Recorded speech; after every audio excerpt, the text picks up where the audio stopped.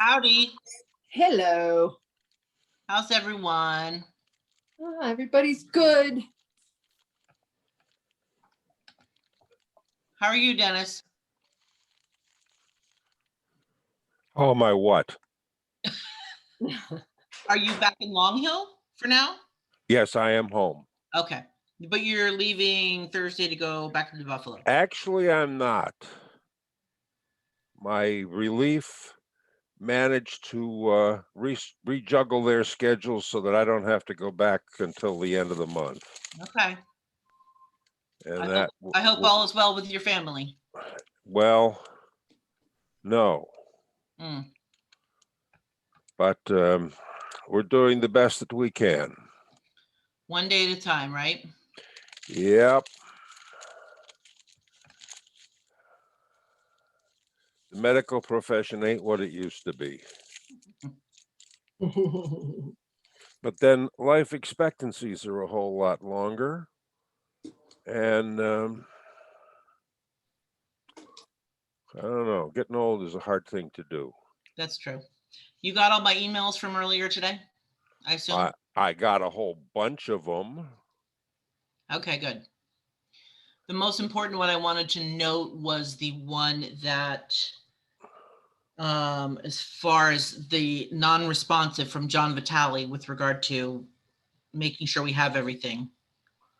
Oh, yeah, well, that'll come out. And as you pointed out, I'm sorry to say, it looks like this is going to drag on and on and on and on and on. For what it's worth, I have a response from American Water on the above ground check valve thing. And it's very, huh? The hot box thing? Yeah.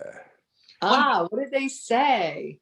They said it's a state mandate. It's apparently something new in the Oh, wow. It's apparently something new in the standards, and the state has adopted it and made it mandatory. And all the drawings are dated 2018. I'm going out tomorrow morning and take pictures of some of these. I got a list of there's one in Bernardsville, and I want to. This is probably the closest. And then I will send it off, and sometime in the next 2 weeks, I will expect Liz and Mike to make a recommendation as to how we should treat it in the ordinance, and then we will adopt that treatment with regard to whatever approvals we need to give for the elite application. Yeah. As to whether or not it requires a variance, whether or not it's really an accessory structure. I'm beginning to lean toward the fact that we're going to see these things, and it's not worth the effort of calling them out separately. It is what it is. Right. But at any rate, it is moving along. Ultimately, what will happen is I will call the government relations guy at American Water and say, hey, you can't just dump this on 500 towns. You have an obligation to go figure out how the law should be changed. The MLUL should be changed to accommodate this. And if you haven't thought about that, now's the time to start thinking about it. We're talking about hot boxes, Liz. Oh, okay. You'll get something from me in the mail tomorrow about that. Okay. Related. Yeah. Hi. How are you? Good. How are you? Good.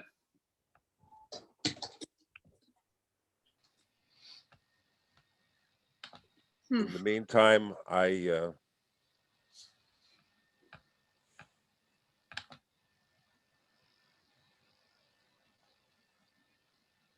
oh yeah, you got my note, Yolanta. Hi, Rick.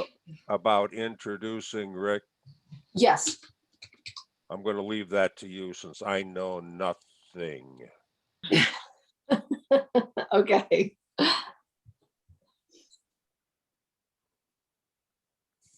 See if I can hide this video on this guy. No, I can't. Yolanta, on where you come in as me on there, you can hide me as that video. I can hide your video. I mean, Yeah. I turned it off. Let's see. I should be able to take me off the. Oh, hide non-video participants. Yes, and There then we go. let David Hands in because he had trouble with the link that I sent. If you could go to the attendees, he's raising his hand. He wants to come in and then make him a panelist. Okay. Hang on, where are our? Wait, we are recording. Start the video. Yes.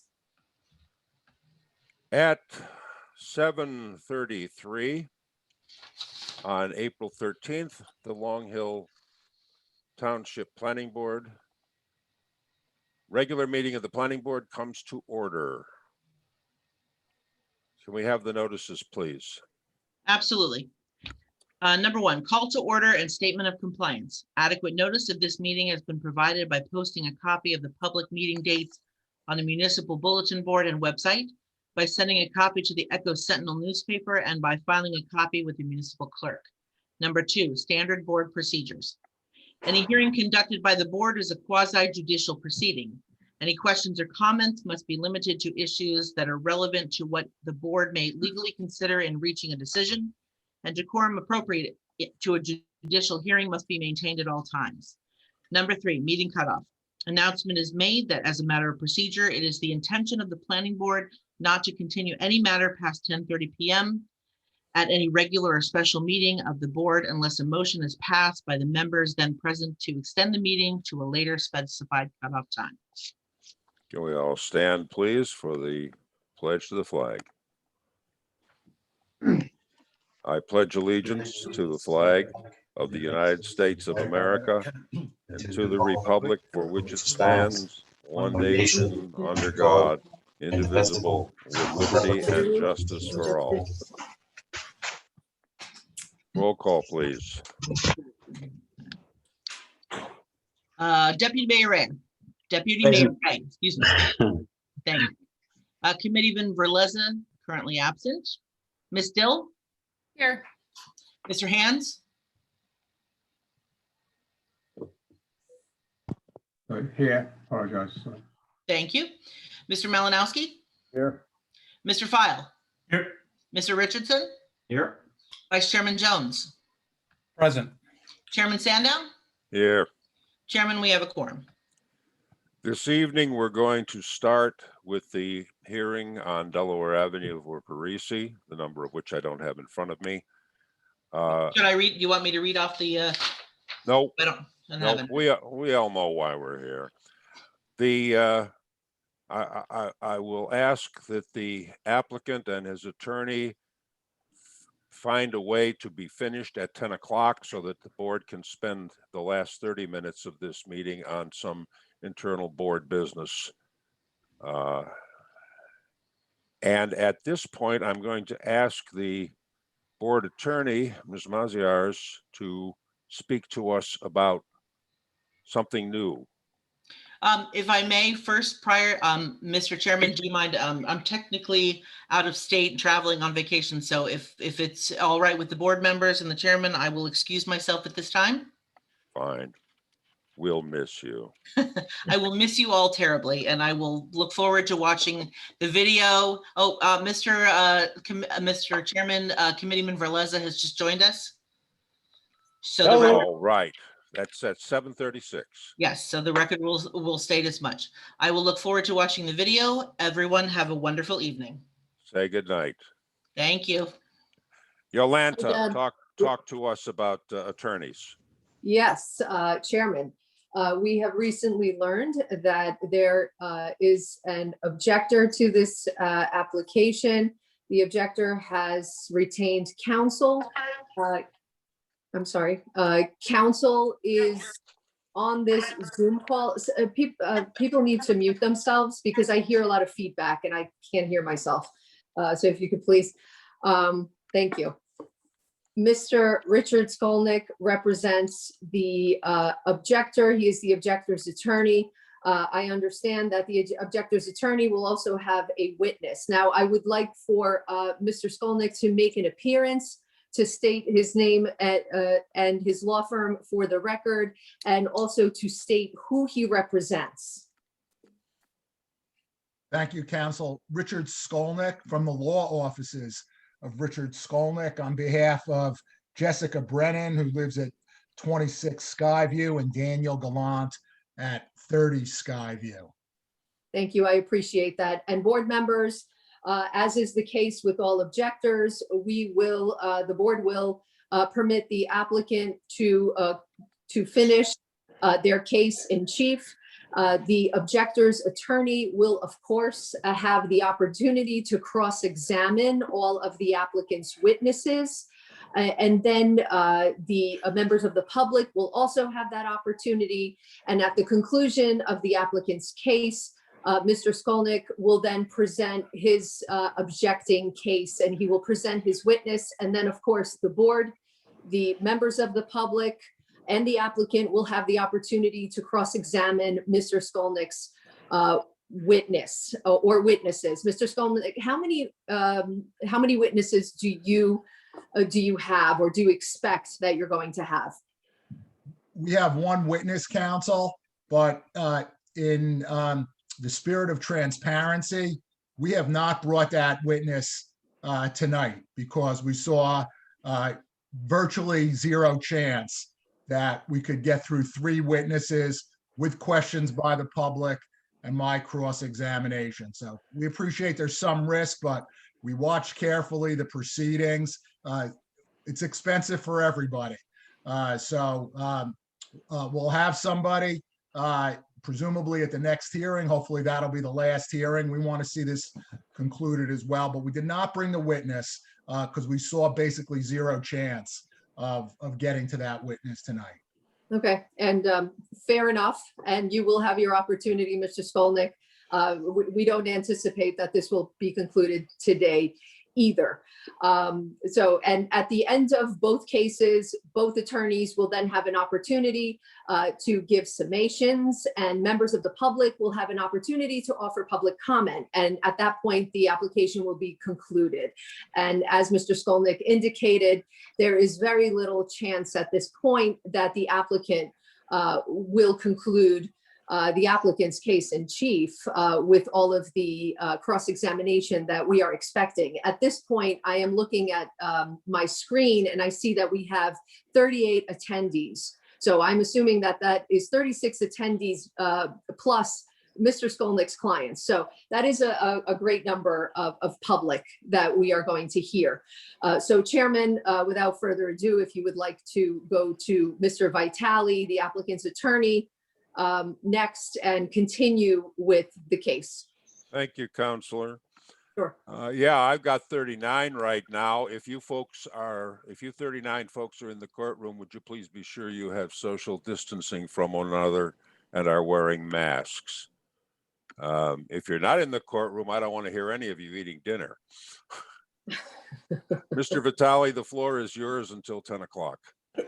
Thank you, Mr. Chairman and Board. I hope everybody's well and safe. I did contact your board attorney as well as your board secretary today. And Richard, thank you for your email condolence you sent to me. I much appreciate it. And I think Attorney Skolnick also heard from our planner that he would not be here today. He was commanded to be at a board hearing himself, where he is the township planner. So that being said, Mr. Chairman, we have a little change of plans of our witnesses. Our first witness will be our architect, Doug Shotland, and our second witness will be the landscape design with Chris Newshar presenting that. And if I can proceed, I'd like Mr. Doug Scotland, if you can join us now. Good evening, everyone.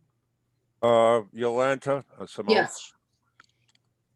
Yes, Mr. Doug, I don't see your last name. Shotland.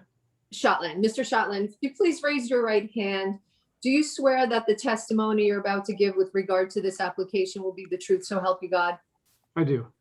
Thank you. And can you please state your name for the record and spell your last name, especially since I can't see it? Okay, I'm Doug Shotland, and my last name is spelled S-C-H-O-T-L-A-N-D, like Scotland, but S-C-H. Thank you. Mr. Scotland, could you provide the board with your professional educational background? Yes, I'm a registered architect in New Jersey and 2 other states. I have a master's degree in architecture from the University of Virginia. I've been practicing for 25 years, this month, and I have my own practice in Pennington, New Jersey, which is in Mercer County. And have you testified prior in front of a municipal planning board, zoning board, land use board? And can you give us your best estimate, if you have, how many times? Yeah, I've testified a number of times. I don't know if it's 8 or 9, but it's somewhere in that range. Can you describe for the board your role with the applicant's application that's presently before the board right now? Yes, I was asked to design houses for the subdivision, and I didn't design 8 separate houses. I designed 2 prototypes. So these are kind of concepts. And just for instructional purposes, can you put a side-by-side view of the prototype plans that have been previously submitted to the board? Yeah. Can I share my screen? Okay, can everyone see that? Okay. Can everyone see this? Let's see.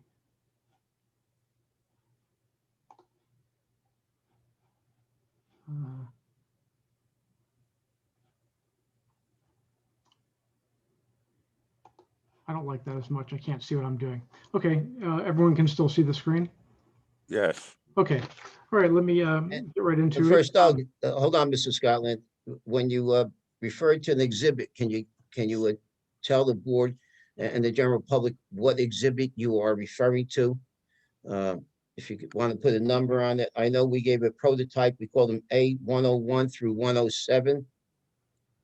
Yes, there are several 3D renderings in this set of drawings, as well as the drawings, the 2D drawings you've already seen. So can we call all these drawings, these 3D drawings, an exhibit, or do we have to name them individually? Well, we did you already sorry. submit these to the board secretary? I did not. Okay. I then have, we need- yes. You did. When Yes, did you they- submit these to the board secretary? January 31st, they were with the attachment. There were 16 separate exhibits Okay, of Mr. Scotland's new resident conceptual design prototypes. They were also with our architect plans.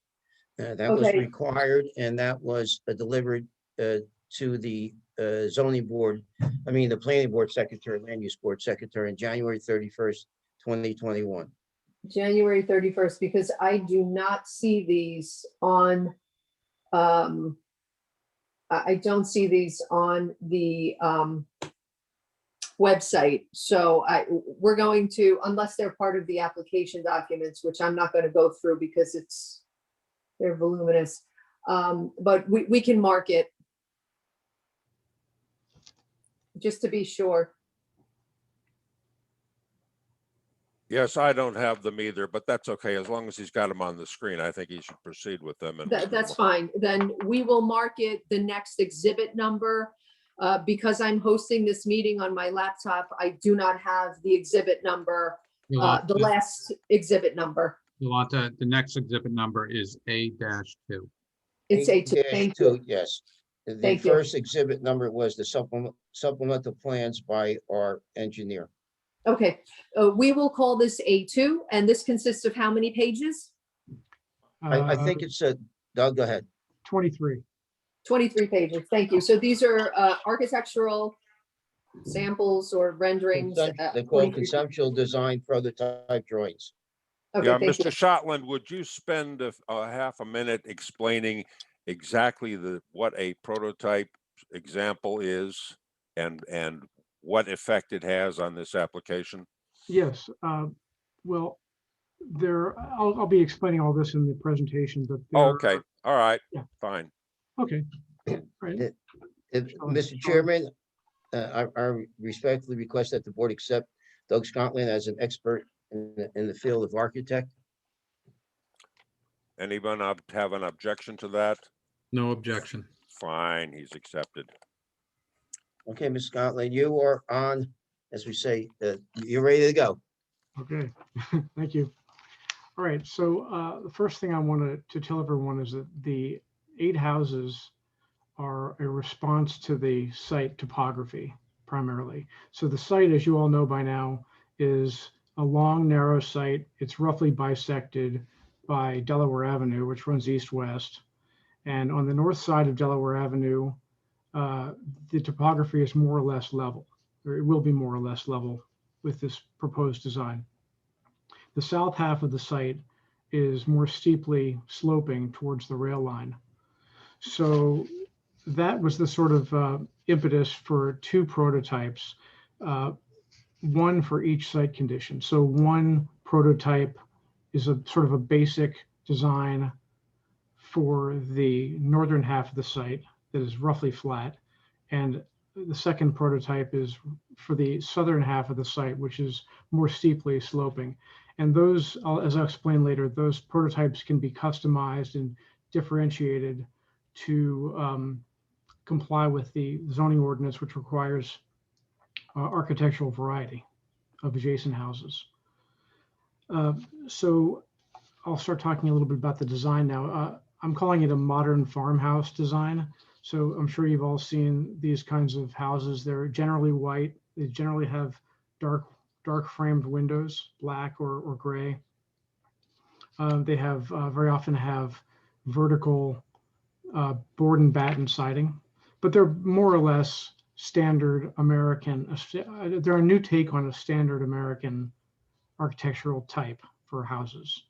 Very simple massing, gable roofs, shed roofs, dormers, the sort of thing you've seen over and over again, just a new fresh take on that. So the massing, as I said, is of these houses is generally simple volumes with gable, shed, and hip roofs. Some of the volumes are symmetrical. Some of them are arranged in asymmetrical compositions, and there are a variety of window types. Let me go ahead with the slides a little bit so we can see the site before I go any further. So this is an aerial view of the site, which you've all seen, I'm sure. The site is somewhere in here. There are single-family houses to the west and townhouses to the southeast. And that's on this, the engineer site plan as well. This is a topographic 3D model of the site, which I hope will help you sort of understand the differences between the 2 sides of the site. I took all the trees out so you can kind of see what the land looks like. You can see it's relatively flat up in the northern half. Delaware Avenue is here, and it starts to slope down behind these proposed houses. The houses, back up a bit. Yep. The houses that are shown in the foreground are not a part of the site? No, these houses with hip roofs are existing houses. And this group of buildings here are existing townhouses. Thank you. And here's an aerial view of the proposed, including the existing buildings. So at the top of the screen are the townhouses, existing townhouses. At the bottom of the screen are the existing single-family houses. And in the middle are the proposed houses, 8 proposed houses with Delaware Avenue going through the middle.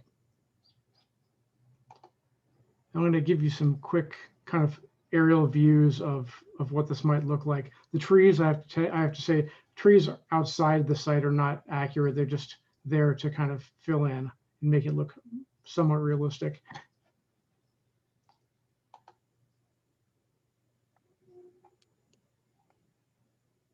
So that's one prototype, and I'll go into the details about these in a minute. Some more overhead views. So I'd like to talk a little bit about the materials before I go any further. The materials that you often see on these modern farmhouses are lap siding, which is your standard clapboard, or board and batten, sometimes a combination. And generally in these houses, this type of house is white. And the windows are, in this case, are going to be gray, not black. You often see black, but I thought that gray would be a better choice because when you look at windows, when you look at window glass in the daytime, it often reads as black. So if you have black frames and black muntins on the window sashes, you don't really see any difference between the glass and the metal, or the glass and the wood. So it sort of reads as a black hole. So I think that you lose something there. So I've decided to use gray as a contrasting color. It's slightly contrasting color to the glass. And these are all materials that will, they're not wood. They're all cement-based materials like hardy. I'm sure you've all heard of hardy siding. These are all materials that will look good for many years, and they won't need the kind of repair and maintenance that wood will need. Some general information about the houses, features that are shared by both prototypes. They're modestly sized. They're all under the maximum floor area limit. They have the smaller homes. They're smaller than the homes to the west along Skyview Terrace. They have lots of glazing. They bring in a lot of natural light, and that will help people, I believe, feel connected to the outdoors. It's a beautiful site. And I think people who live in these houses will appreciate that and want to feel connected to it. The first floor of all the houses has what's known as an open floor plan, very popular these days. The kitchen and dining room are connected to the great room, a large public space with an opening to the back deck, a large opening to the back deck, and a 3-panel sliding glass door. There's also a mudroom, a half bath, a study, and a 2-car garage on every house. The second floor of every house has 4 bedrooms and 2 baths. So now I'll talk a little bit about the prototypes. Let me move ahead.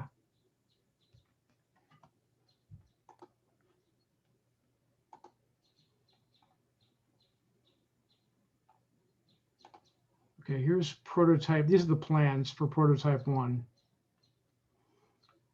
So as you can see, there's a very large open space in the center of the house where people will spend most time probably. There's a study here in the front, garage on the right side at the back, and some utility rooms like mudroom, laundry room, and bathroom, and closets on the lower right corner. Upstairs are the bedrooms and bathrooms, more private space. Here's some elevations. All sides. This is the front elevation, the side facing the street. Some details about the prototype 1. They're on the north side, as I said, the north side of Delaware Avenue, which is more or less level. The 5 houses on that side of the site are arranged around a cul-de-sac. The broad face of the house is oriented towards the street. So this facade, this is the back. These are the 2 sides. I believe these houses will be appealing to families with children, but of course, anyone could like them. The maximum floor area ratio is 4,200 square feet plus 6% of the lot area over 20,000 square feet. So the maximum floor area of these houses, the houses allowed in this district, is 4,383 square feet. These houses are below that. They actually have 3,700 square feet on 2 floors. The second prototype, here's some images before I go on. These are some images of the first prototype. This is the back, the deck. This is the garage in here, living space in the center, and bedrooms upstairs. There's some street views. This is a frontal view. And I'll talk a little bit more about this in a minute, but the idea of the prototypes is that these could be customized a number of different ways to make them unique. So you could change the dormer shape, size, location. You could change window, door locations. you can change the massing slightly and still have the same plan. So basically you have several variations on a prototype, and that would help to meet the requirement for architectural differentiation in Long Hill Township.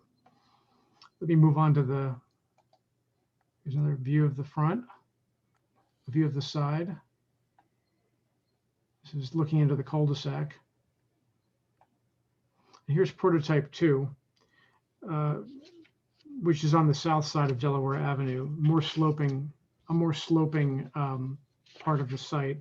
And the idea behind these houses is that because of the slope, they're oriented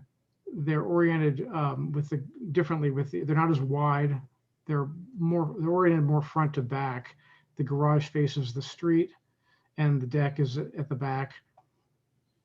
There's a walkout basement and an elevated deck on the back elevation. The site sort of lends itself to this shape of a house. The back of these houses, the lots will be very private, which is a nice benefit. There's a lot of wooded area at the southern half of the site, which is going to be left more or less intact, untouched. So it'll be a very bucolic setting. I think people will enjoy living in these houses. Again, the floor area maximum with that formula that I stated before is 4,337 square feet, and these houses have 3,964 square feet. These 3 houses. So back to I'll show a few more pictures. These are the elevations. This is the front. You can see the garage faces the street. They're sort of narrower and deeper than the others. This is the back of the house with the deck, and you can see there's a walkout basement because the sloping nature of the site. There are some shed dormers that sort of punctuate the roof and create a little bit of relief for architectural interest. And just as with the other prototype, these can be modified. Different details can be mixed and matched to create variety. Here's some views of that prototype. And here's some information about the materials. This is the board and batten siding I mentioned before. I'm sure you've all seen. And there's some lap siding in some of these. These are all typical installations, not this particular house, of course, just how this material might be installed and used and what this modern farmhouse style looks like. Back to the architectural differentiation requirement. No house, according to the ordinance, no house can be exactly like another house within 300 feet of it. So these prototypes are kind of the basis for customizing and making these houses, making all these houses unique. They'll all have similar plans, but with different window patterns, locations, different roofs, different dormers, porches, etc. But they'll have a common architectural language, common materials, and common colors. That will bring cohesiveness to the whole group. And that's all I have for you. I'm going to start by saying I still don't quite have an answer to my question, so I will rephrase the question. Is it your understanding that the applicant intends to develop this subdivision completely, including constructing the houses before selling? Or are these simply prototypes for what the independent lot owners might want to build later? I don't know, actually. I haven't discussed that with the owners. I was always under the assumption that these were going to be built by the applicant. Mr. Vitale, do you want to comment on that or have your applicant comment? I think that would be a question for the applicant to comment. But Chairman, as you know, you always like to see what is the best structure that can be put on a lot that will be environmentally inclusive of the type of land that we're talking about, that we're asking the board to approve for a major subdivision. And so you try to present the best architectural renderings you can fit into that type of setting. And I think Doug has certainly done that quite in a gr- What I'm trying to get at is, would it be possible that a few years from now, someone could look at this site and find that one of the houses is a Victorian and one of them is a ranch, and that none of them actually look like these prototypes? I'm not quarreling with the fact that these are prototypes, but from the testimony, it sounds as if it is the architect's intention to pursue these houses to completion. I can, well, let me, that'd be, Mario Parisi here. I think it's more appropriate that I answer the question. And yes, we've had some in-depth conversations, myself and my team with the architect, and we felt, I think Doug did an outstanding job. And I think where we stand uh, in this timing, he did, I thought he did a great job in describing these are the prototype, these are the type of houses that we are going to build, if awarded the applicant, if we are awarded the development, we will build these type of houses. That is our goal. Again, to show 8 different exact houses at this point with the unknown, I didn't think that was a good logical business decision. But yes, this is our intention to build these exact similar homes within the guidelines of the township, and with some modifications that the homeowner, if I have a potential buyer and he wants a couple minor modifications, but they will look to this type of prototype, and they will not look exactly the same. I'm going to ask Mr. Malinowski to please pick up the questioning.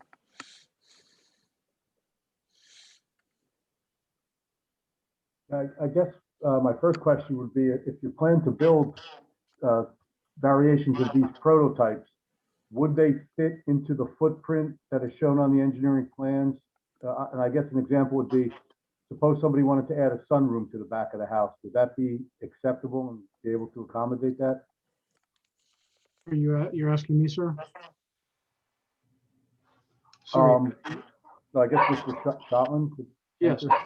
Yes, they would, my intention would be to keep the plan use the prototype plan in every case, and then just change the appearance by moving elements around, dormers around. There might be slight changes in the floor plan, but of course they would have to fit.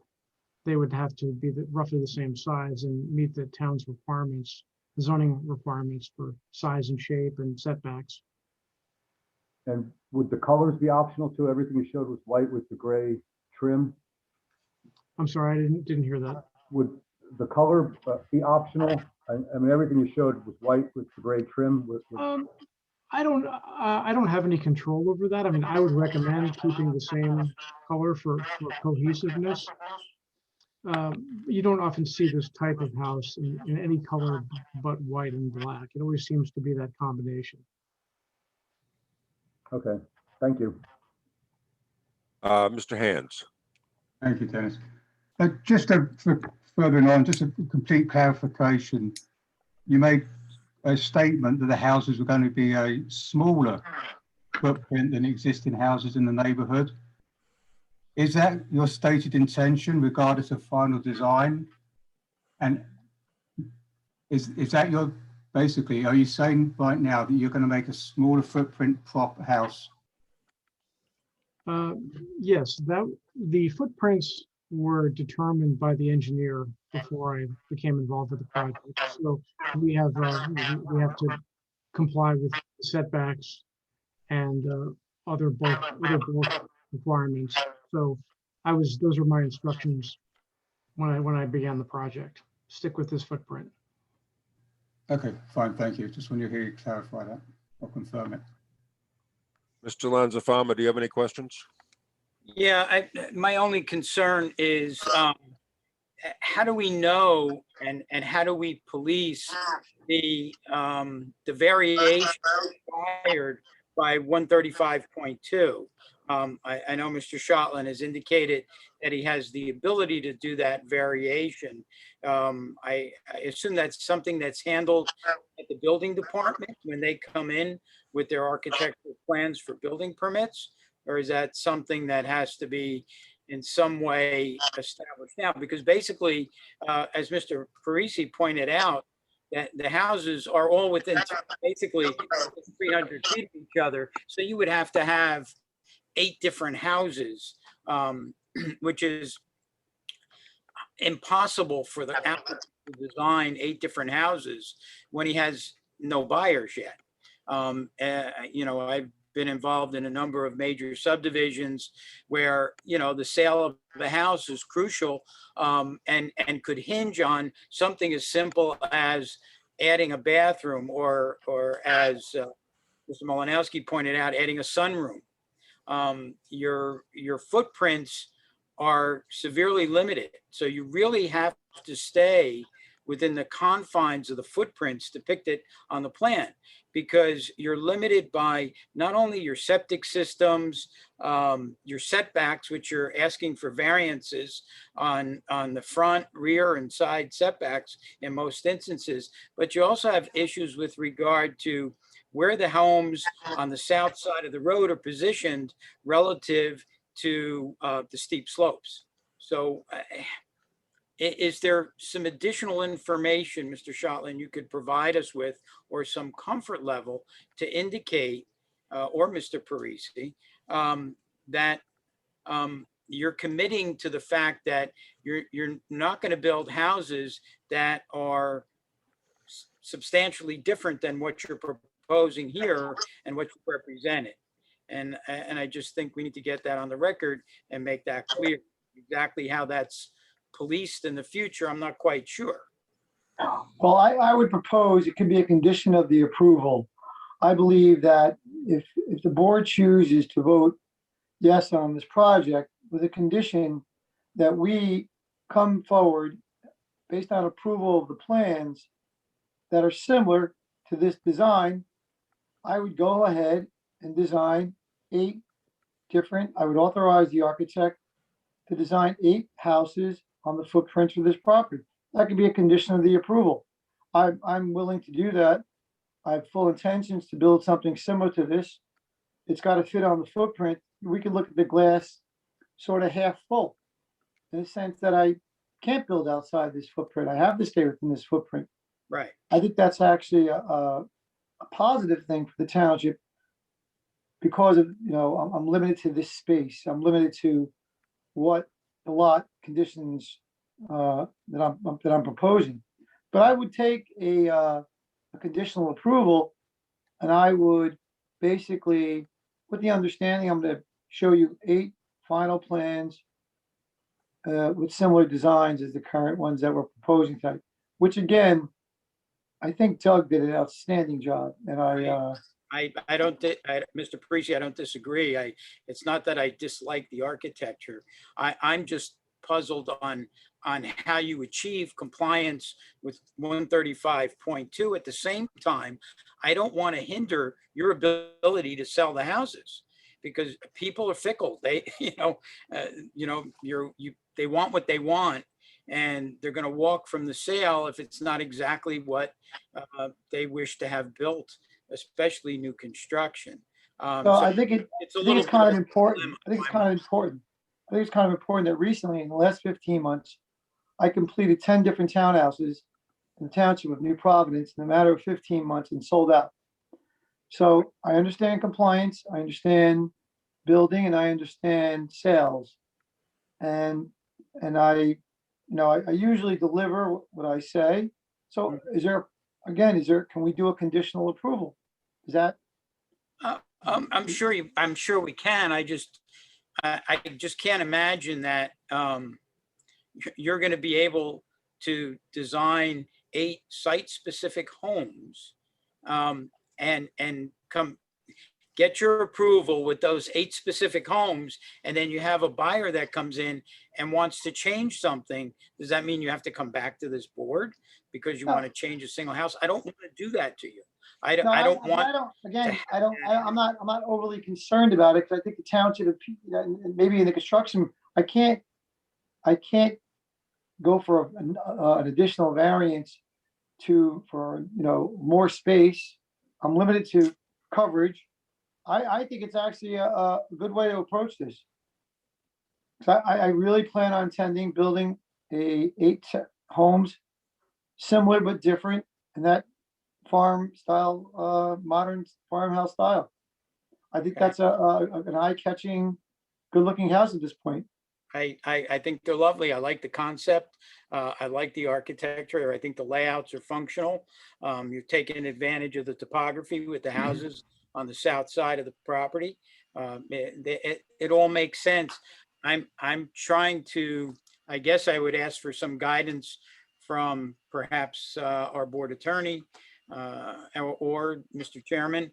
How do you apply 135.2 from our ordinance and still allow for enough flexibility so this project can be successful and sell the houses quickly? Well, what I can say is, and Mr. Parisi is correct, in that if the board were to look favorably upon this application and did grant an approval, it would be a conditional approval, and the condition would be compliance with this section.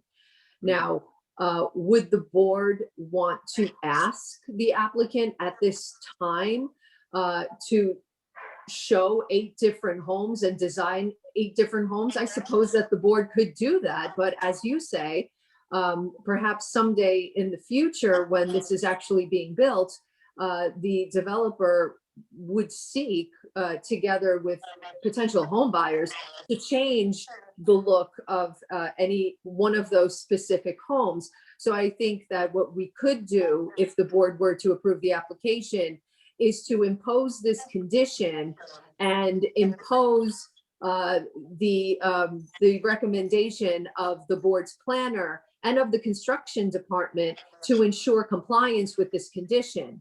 And if there is ever an issue, then the issue can be brought back to the board for further board consideration if there is a quarrel between the board planner, the construction official, and the applicant. And if the applicant seeks to do something that is so substantially dissimilar from what has been presented here before the board, that may require a trip back to this board for an amended approval. I happen to agree everything you said. I actually think the way we can satisfy both parties, myself and the township, is in the construction department. If I go for a building permit, it's not acceptable. To me, this is very easy. I plan on doing what I propose. I don't think it's fair and reasonable right now to ask me for 8 different sets of plans. I think that's a little bit of a struggle in a sense financially, and then you deny the 8. If I had a conditional, hey, we're going to approve the 8 lots, but we want you to come back. We want to see, the 8 plans. I'm fine with that. I just can't. Mr. Parisi, I think what the board attorney is saying is exactly what you're saying. Good. Don't need to design 8 different houses right now. What you have to do is accept the condition that our planner and the building department would be the determiners as to whether or not the buildings were sufficiently dissimilar. And I love if that. you don't agree with them, then you'd have to come back to the board. That's what I just wanted to make that clear on the record. So we all know that you're not coming in with 8 different houses in the future. No, I actually agree with you. I think that's an easy one. I really do. So I Wait a have minute. no other intentions. I would like everybody to wait just a second while we step back from this. Mhm. This board does not approve architecture for single-family residences. If we put in the requirement about the architectural prototype and variations and so on, what option does that leave for the applicant if at some later date he decides to sell lots rather than houses? Is he prohibited from selling vacant lots because of the fact that we put these housing standards into the resolution? How do we allow him the flexibility to either sell lots or houses in the future, or do we want to not do that? I'm just concerned that we do not want to make it a board matter what a house looks like. Okay, well, first of all, the applicant was the one who brought these prototypes to the board. And you are correct, Mr. Sandow, Chairman. However, the ordinance, as Mr. Lanzafama pointed out, in section 135, and that's 135.1 and 135.2, requires that there be some differentiation in architectural design and appearance of homes. Now, if the board approves this subdivision, and the board conditionally approves this subdivision, and conditions the approval on compliance with these sections, what the board is doing is not designing this for the applicant. The board is not choosing what finishes the applicant is going to ultimately apply. What the board is saying is that the applicant is going to be required to comply with this section. Now, in terms of selling the lots in the future, this board does not have the right, as no board has the right, to restrain alienation. So in other words, you cannot tell someone that they can't sell their lots. However, any approval that is granted to this developer and to these lots that will be created runs with the land, not with the developer. So whoever buys those properties will be subjected to whatever conditions the board imposes on this approval and on this subdivision. So that's the way you do it. At some point, when these properties are sold, the developer will be responsible for telling the new purchasers, for informing them that there is an approval, there are conditions in that approval. For instance, I mean, we're just talking about architecture here, but we are going to be also talking about stormwater management and detention basins. Generally, subdivisions like this have a homeowners association.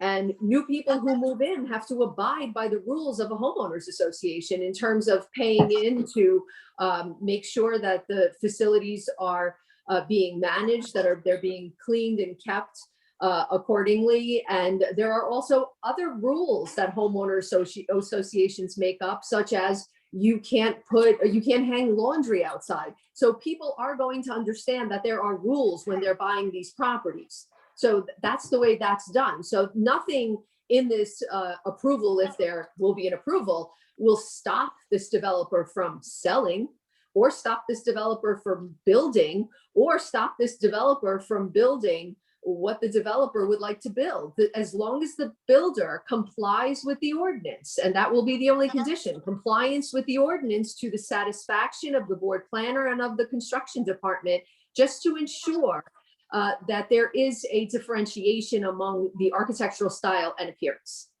Ms. Lahaney, your turn. Okay, I just actually have a question for Yolanta based on that. So Sure. as Mr. Sandow pointed out, you know, we can't sort of regulate construction on a single family home. Sure. So if are we tying this applicant to these architectural designs? Or for example, let's say Mr. Parisi sells the lots and they get sold individually by somebody else in the future, and they all develop them, you know, to these standards, meaning to the FAR, to the setbacks. Right. But what if they hire their own architect? You know, are they permitted to? You know, we're not tying them to this architectural design. I guess that's my question. Well, I think that what is being presented to this board is this architectural style. Okay. However, the board has to take that with a grain of salt, because, you know, as I have said before on a number of occasions, we're not the taste police. So if somebody wants to turn around and have beige siding and not white siding, I don't see how we regulate that. However, I think that what these prototypes are showing is the style that this developer would like to put forward, that what this developer would like to build. It doesn't preclude someone else from building something different. However, what someone cannot build, according to our ordinance, is something exactly the same as Right. the neighbor. That's the point. Our ordinance precludes uniformity. I think my question 25 minutes ago was, could I look at this development 5 years from now and find a Victorian or a ranch? Yeah, that's my question. Yes, you could do that. Absolutely. You could have that as long as, as Yolanda said, as long as they're compliant with what's been approved and as long as they're different, substantially different than the They house. have to be different. That's the only condition. And all I was trying to point out to the board members as well as to the applicant, that he has to adhere to that and he has to accept that as a condition of approval, that they are going to have to be different. Which leads me to ask Mr. Skolnick, are you asking for the board to approve this architectural prototype? Or is this architectural prototype merely being presented to show that houses can be built within the footprints of the site plan? Which are you asking for? I think that was directed at Mr. Vitale. I think Yeah, it's Mr. I'm sorry. Vitale. Yeah, Mr. Vitale. I think the applicant is asking that the board approve this type of design. I don't believe that's true. I'm sorry, Mr. Vitale, because they're all identical and they can't be built. But Mr. Shotland, could you chime in? I'm sorry, about the variety. No, the question, the purpose of you presenting this is to show us that quality houses could be built into the lots that are being proposed and can meet the setback requirements proposed to be provided for these lots, and that the total floor area is consistent with not only the neighborhood, but the zoning. Isn't that your intention here? Yes, and I went through this exercise knowing that I could create variations on these designs that would also comply. They would also work with the same footprints. Thank you. There's no question that you could create variations, but back to the fundamental, is the applicant asking the board to approve this subdivision on the basis of your creating variations, or on the basis of the fact that you've just shown examples of what might be built by other architects? I believe it's the latter. Great. Mr. So- Vitale, you're going to have to make this clear before the end of this hearing. Mr. Chairman, one more thing. I'm sorry to belabor this, but I think what the applicant is attempting to do through his architect is show that houses can be built. They're asking for some serious variances with regard to front setback, rear setback, lot width, lot size, and they have to demonstrate that they can produce a product that's not out of total character with the area, that can fit on these smaller lots. And I think that's the intent of the presentation. And I think you'll hear this, at least I hope you'll hear this from their planner at a later date. So I happen to agree with you, and thank you for that, for explaining that. We were trying our best to present to our neighbors, to the board. Basically, we are trying to build a desirable neighborhood with a footprint that fits on these lots. The engineer did a great job once again. What I introduced about 25 minutes ago was we are willing to take a conditional approval where possibly I have to describe the homes that are restricted deed in my association. So there's going to be an association due to the fact of the retention basis. Within that association, I could describe the type of homes that must be built there with some pretty good details. So, and that could be a condition of the project, because I know I'm going to have an association, and my desire is to build these type of homes. And so therefore I'm willing to do something like that, because that's what I'm planning on doing. So if you'd like me, now the legality of it, well, conditional approve it that I have to put in my association rules. I know recently I was looking around for some lots in Basking Ridge, and sure enough, Moose Farm Homes, restricted deed, how to build to these specs. So I'm pretty sure that was a condition of the planning. So how we put it together, we're willing to do it. Do any other members of the board have questions for the architect, Mr. Hands? Alan, you go first. I've already. I'm sorry. Yeah, thank you. I was going to let Aaron go before me, but just a minor point, just so I'm 100% clear, because obviously I'm not too worried about the actual design personally, but on map 6 of your application, you talk about the residences, proposed residences in a square footage of 2,100, well, 2118 square feet, 160 on the south side. May I confirm that's your expected coverage, lot coverage, and your design, whatever they take in the future, would probably not exceed that as the first floor, about No, 2,118 square feet, north side, 2,160 on the south side. That's right. I mean, I was given pretty clear instructions at the beginning. Here's your footprint. You can't. So for me, that's the key. What it looks like, as long as it meets the ordinance, as we said, 1351 and 2, then right. All right. I just want to make that comment. We went on to that clarification. Thank you. Mr. Richardson, did I see your hand? Yes. I just had, I guess I'm very confused. I'm confused over the fact, are these spec homes that you're intending to build and then provide some variability for the architectural details at then when you consummate the sale?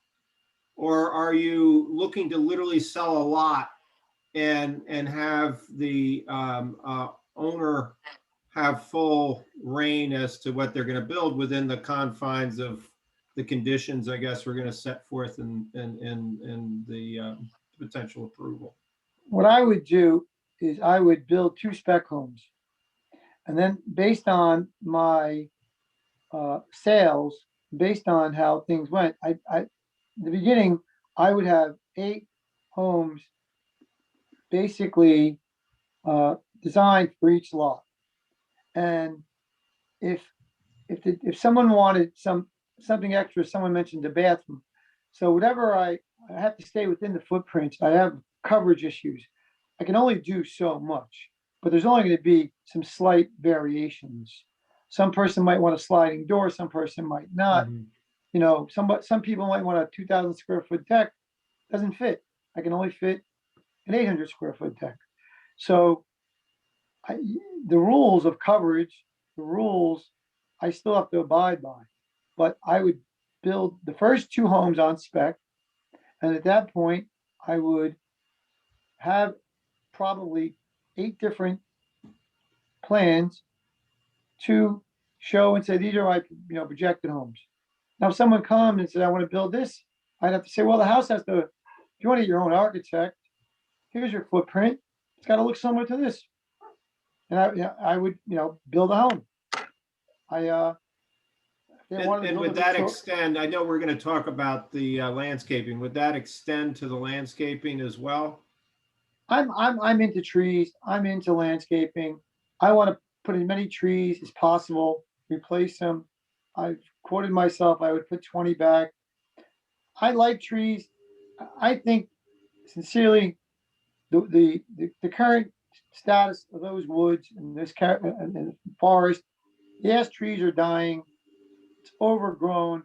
There's really no beauty there except for maybe 25%. And I think the property is going to look better when it's done. I think drainage is going to be better. Right. And yeah, I was more specifically asking in terms of then the control. This goes back to the question with, who is deciding on these custom features, whether it be architectural, landscape, etc.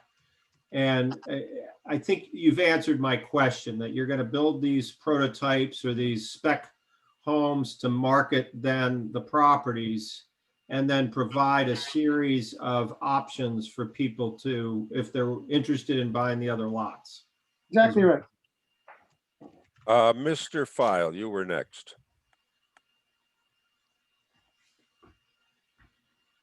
Mr. File, turn your mic on. Thanks. Mr. Richardson kind of asked the question I wanted to ask, but when I first saw this application, I was under the impression, Mr. Parisi, and correct me if I'm wrong, that you were going to build 8 homes on these 8 lots, and that as required by the ordinance, you would differentiate them to meet the conditions of the ordinance. But you intend to sell lots and houses, is that correct? That is not necessarily correct. Okay. My intention is, Thank you. my intention is to build homes. My intention is to build these modern farm homes. But not Okay. all. I would build all of them. I have no problem with that. I'm Well, then I'm you just- capable. But you just said 2 different things. I asked you, are you going to sell 8 lots with 8 houses? And you said not necessarily. But now you said you want to build them all. So which is it? You know, I try to live in the real world. My intention is to build 8 houses. If I'm on my Okay. 4th house, and someone comes to me and says, hey, I want to buy a lot over there, and they want to give me, give me enough money that's going to build to my profit to the house, I might make a deal with them. But at that point, I'm going to show them the footprint. I'm going to show them style of house they might have to build, and they have to stay within the conditions of this. So my intention is to 100% build the homes. If you'd like me to tell you that I'm not a businessman, if somebody says, hey, I want to buy a lot, then and I'm going to pay you a number you can't refuse, I'm going to try my best to make that deal work. But my Okay, I intention, understand that. Thank you. Any other members of the board have questions? Mr. Skolnick, do you have any questions? No. Chairman, I thought I saw Miss Dill's hand raised before. I'm not sure.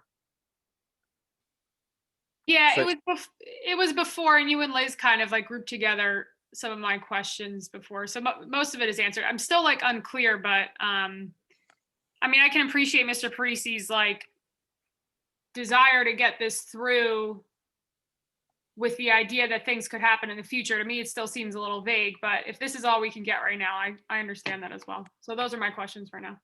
I apologize. What is vague? I thought Just that you're saying that you want to do them all similar, but that we can't quite pin down what is similar can be objective in certain ways. But like I said, most of my questions are answered. So for now, I understand. well, the one way I answer the question, I would take a conditional approval, and I would then deliver 8 different architectural plans.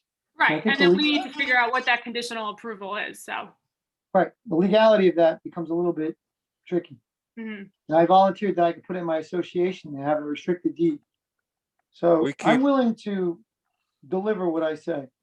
We keep talking about conditional approval, but Counselor, would you please tell us what conditional approval might amount to, since that's not a word in my vocabulary? It is an approval with conditions that the applicant will have to comply with after the fact. It doesn't mean that he would have to come back later on. No, Okay, because no. whatever Look, it is that we adopt as a final subdivision approval is final. We don't want to see this again. And so I'm just concerned that we don't have any word conditional in that final approval, that it is absolute, that he's either going to develop all 8 lots through the construction of the residences, or he has options. Right. Well, the only time that anyone comes back to you generally with a subdivision approval after the fact is if they don't get the deeds filed in time or the plat signed and filed in time. That happens occasionally. Or if there is some issue with not being able to comply with one of the conditions in the resolution, then applicants oftentimes see themselves back before a board. But otherwise, that's pretty rare. And generally, the conditions that are imposed upon applicants, paying escrow fees and the like that's pretty standard in every resolution, and we call that a conditional resolution or a conditional approval. There are conditions that still need to be satisfied after the fact. Thank you. All right, Mr. Skolnick says he has no questions. So at this point, we're prepared to open it to the public. There are 45 members of the public in the audience, and I will ask you to please confine your questions to being questions. They should be one sentence long with a question mark at the end, and they should apply only to the testimony you have heard from the architect or from the applicant with regard to the architectural issues. Please don't wander, and please don't offer your opinion. Not yet. We'll ask for your opinion at the end of the hearing. Mr. Fischetti is first. Can you please unmute? Yep, I'm unmuted. I don't have a question. I would just request if Mr. Shotland could please stop sharing a screen so everyone can see the panelists instead of the thank you for your consideration screen, please. That's all I have. Thank you. Jessica Brennan. Hi, good evening. Are you able to hear me? Yes. Great. I just have a question regarding the proposal for proposed lots 4, 5, and 6. You mentioned that there would be decks on the lots that back to the train currently, but you didn't talk about what would be going on in terms of decks or patios for lots 4, 5, and 6. Do you have any plan for that? Those are the lots to the south of Delaware Avenue. Right, the ones that are in my backyard. There are raised decks. There was an elevation that shows the back of the house and the side of the house, each of those houses. There's a raised deck. I don't know the dimensions off the top of my head. Mr. Chairman, a procedural question, if I might. Mr. File. I was under the impression that Mr. Skolnick was representing Ms. Brennan. Is that correct? Yeah. Yes, that's the case. Well, technically, then we should be hearing questions from you and not from Mrs. Brennan. Thank you, Mr. File. You are correct. Thank you, Mr. File. I missed that. Thank you. I'm sorry, Ms. Brennan. The rules are what they are. You have an attorney, then he has to ask the questions. You will have an opportunity to offer comments personally at the very end, but during the question session, your attorney has to speak for you.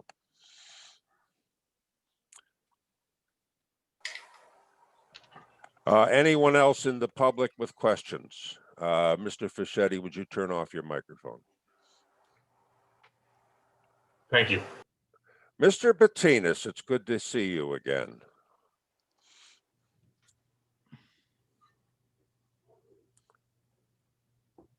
Mr. Bettinas, are you there?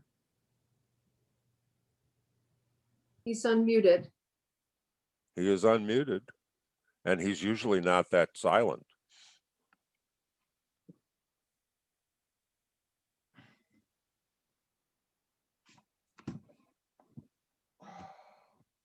Now you're muted, John. Unmute and start talking.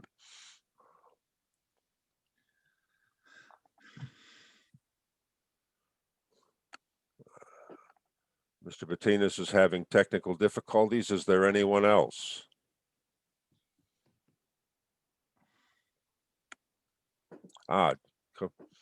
John, last chance.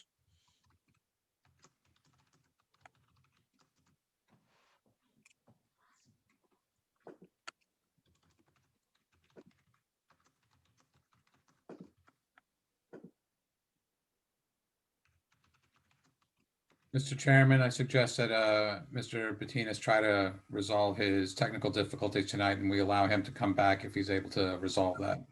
Yeah, I just texted him, so just to let him know. Thanks, David. but just for the sake of keeping the hearing going. Do any members of the board have any additional questions before we dismiss the architect?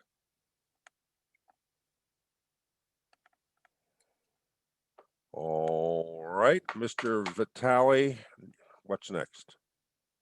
Next witness will be Chris Nushar. He submitted a landscape design plan on April the 2nd, 2021.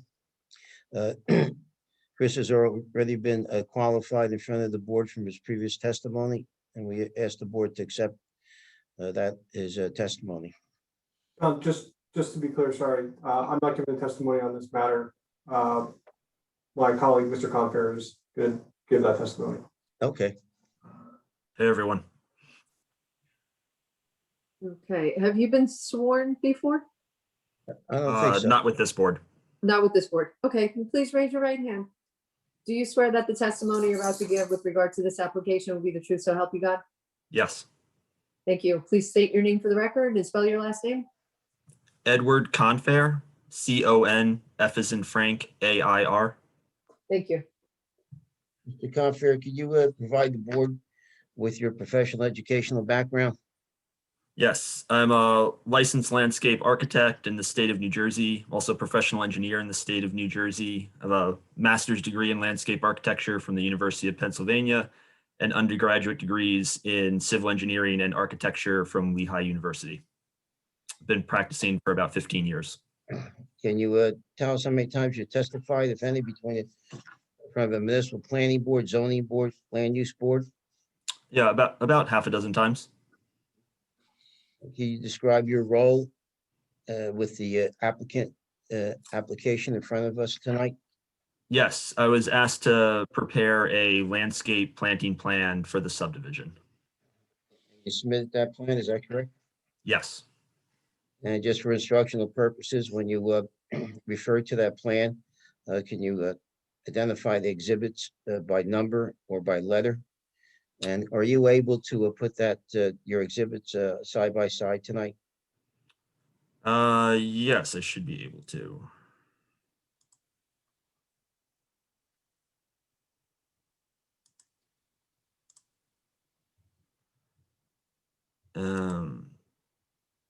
So before we go further, does any member of the board have any objection to accepting Mr. Confair as an expert? No objection. Okay, I'm sorry. Go ahead. Oh, no worries. I see it. Can everyone see the screen?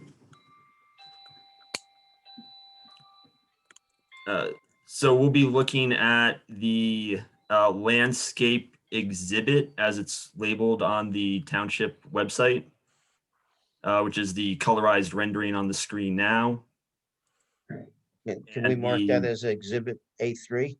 Yes, please, because I don't see it on the township's website. Does anyone else have this? I have it. Deborah I have it. circulated it earlier Okay, today. very good. No, it is. It is the last document. I'm sorry, I didn't see it earlier today. It is the last document in in this developer's document list. You showed two pictures. Are they the same picture or are they different? No, the one that is on the screen now, as I see it on the website, is the second to last. It's the landscaping plan updated for 1/21. Yeah, but is the colorized picture that you showed earlier the same plan, or is there, is there a difference? No, they're the same. Okay. Yolanta, talk to me about exhibits as for these two separate pictures. We can mark both of them because it was just put up on the website today. I don't know that anyone's had an opportunity to really study these. So let's call it exhibit A3 and then the other uncolorized version, exhibit A4. Thank you. Thank you. Go ahead. Great. All right. Thank you, everyone. I don't want to be redundant with the architect's testimony on the disposition of the lot and the existing topography. Generally, when looking to approach this project from a planting plan, we have goals of replacing a certain number of trees, trying to meet the recommendations by the previous letter prepared by the forester for the applicant. We are also looking to provide a native plant palette, trees that would do well in this area of the state, in this climate, and the soils on site. We're also looking for a mix of deciduous and evergreen species that would do well in steep slopes or in the more shallow slopes on site, and provide some level of screening for the property, both at the time of planting and in the future. So we're also looking for growth rates, which are included in the planting schedule on the exhibit, anticipated growth rates.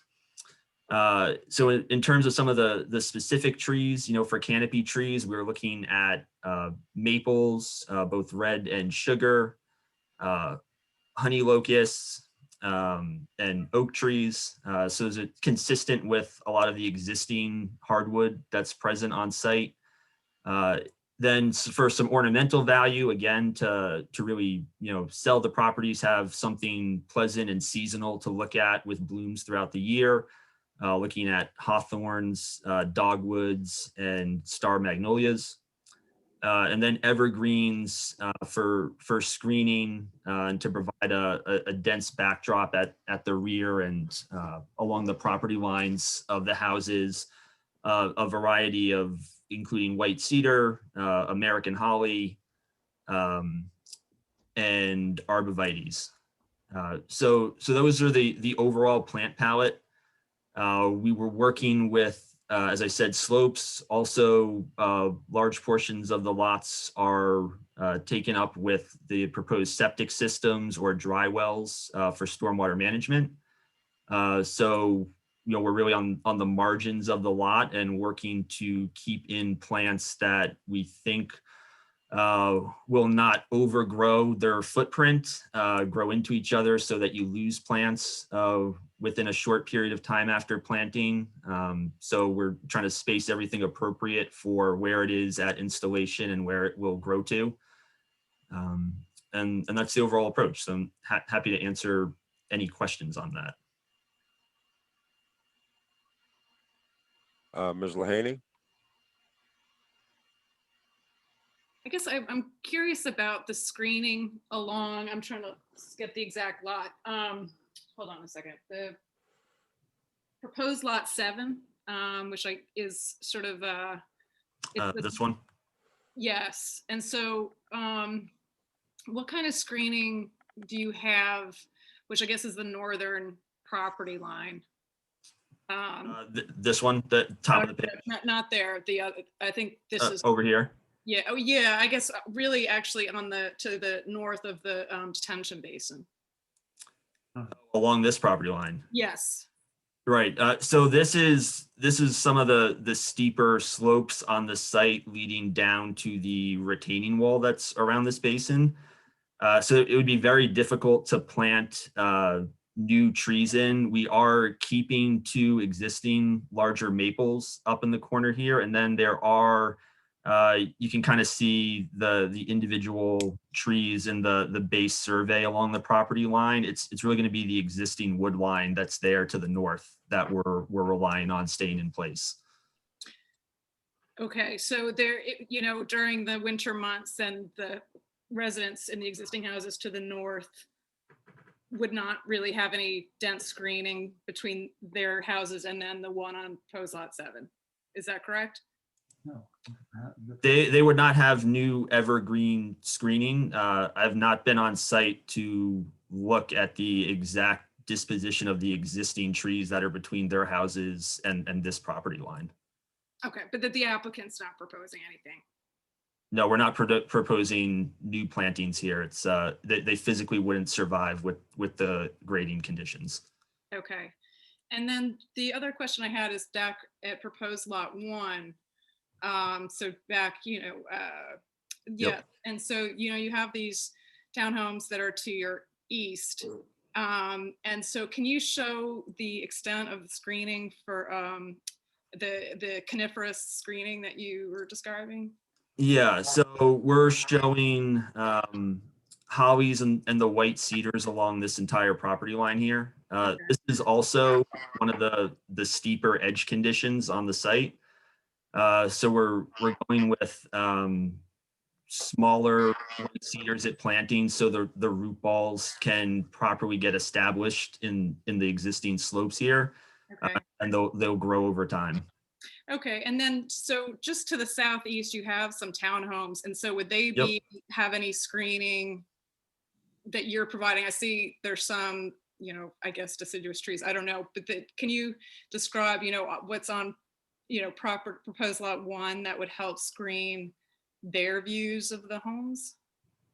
Yeah, it would be these trees, this line you see here, Okay, but nothing 10 or 11 trees.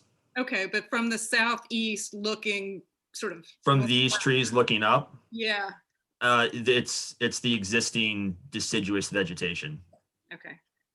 All right. You are not planning to plant anything or remove anything from that area that is marked in green? Correct. Question. This dark green is where we are leaving the existing tree line, and everything that is back there now will stay there. So everyone who's at the south end of the townhouse development will see what they see now. Correct. Mr. Lanzafama? Yes, I have just a few comments and questions. Mr. Confair, in the northeast corner of the site, you've indicated several trees to remain. There is some regrading going on in there, so I think you may have to sit with the engineer and take another look at that area.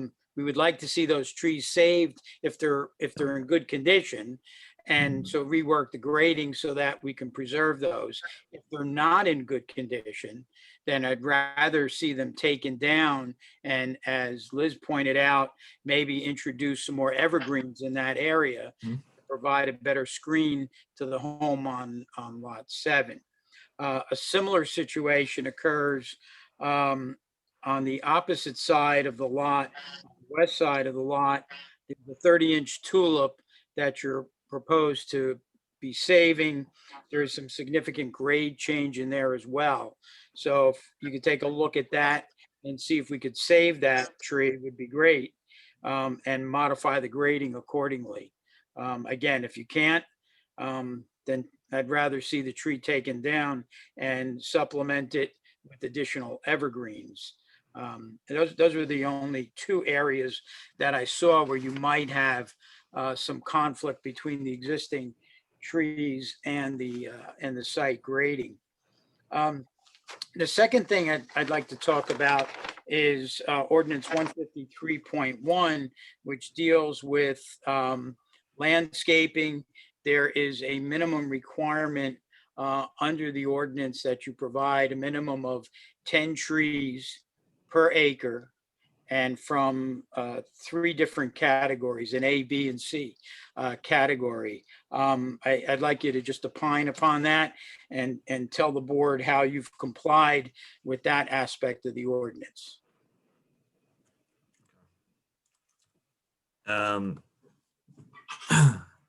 So I'm going to be not aware of that portion of the ordinance. We approached this to meet the 160 requirement that was offered previously by the forester. So we're averaging about 22 trees per lot, and we are mixing deciduous hardwoods and evergreens at a variety of sizes.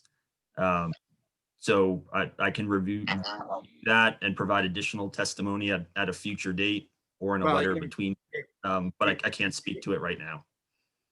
Well, you did a very good job. Let me say that. The landscaping you provided, the amount of shade trees, you provided 70 shade trees, both canopy trees, ornamental trees, forgetting the evergreens, because the ordinance basically talks about shade trees and ornamental trees. based upon the land area that's involved in the subdivision, you're required to have about 60 trees. You're proposing 70. You did a pretty good job. Many of the trees you chose were from our list that's in the ordinance. The October red maple, for example, the honey locust, the sweet gum, the northern red oak are all in our lists. So your percentages are very close.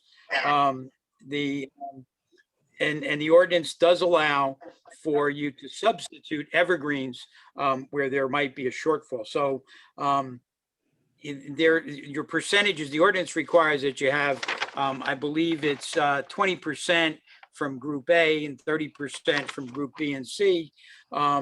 You're a little short on Group B, but in our own list, we noticed that in Group B we have several alien invasive species, so I don't want you putting those in. So I think you did wouldn't do that. Job.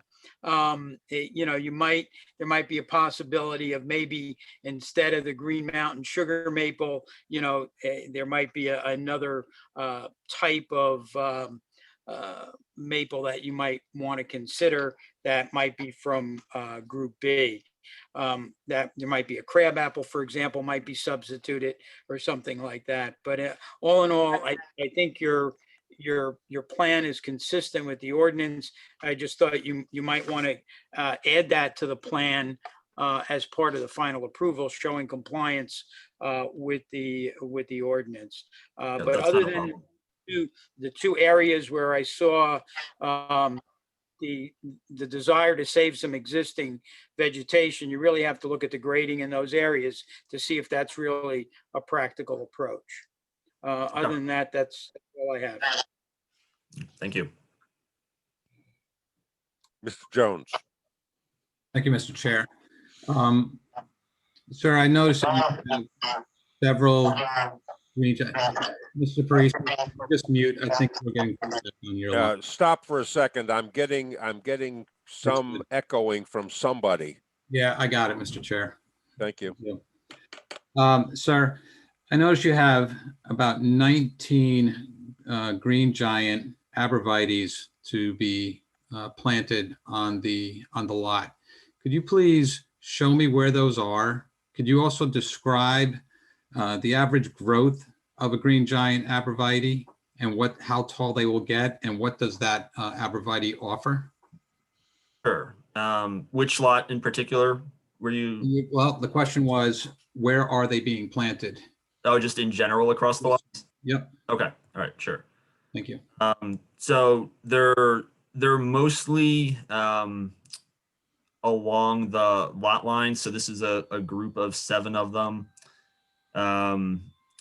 In general, they're going to go in 7 to 8 feet, and they grow 2 to 3 feet a year. So they're a popular, especially in a residential setting, screening option because they form a dense screen and they do it relatively quickly.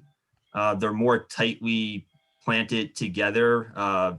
They usually form what's almost more of a wall once they kind of grow in and mesh together than looking like the individual columnar form.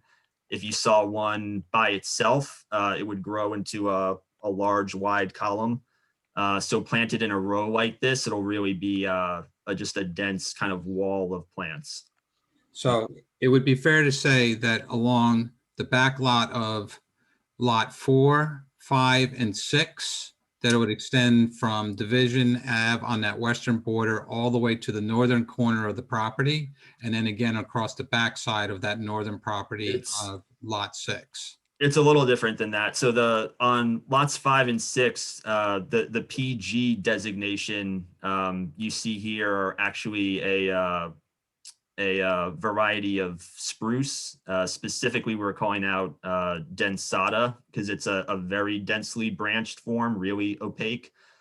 These will get pretty tall and dense as well. So we thought that they in particular on this back property line would do even better than the arborvitaes that are more along the interior lot lines. They are in the back of lot 6 here, kind of crossing between 5 and 6.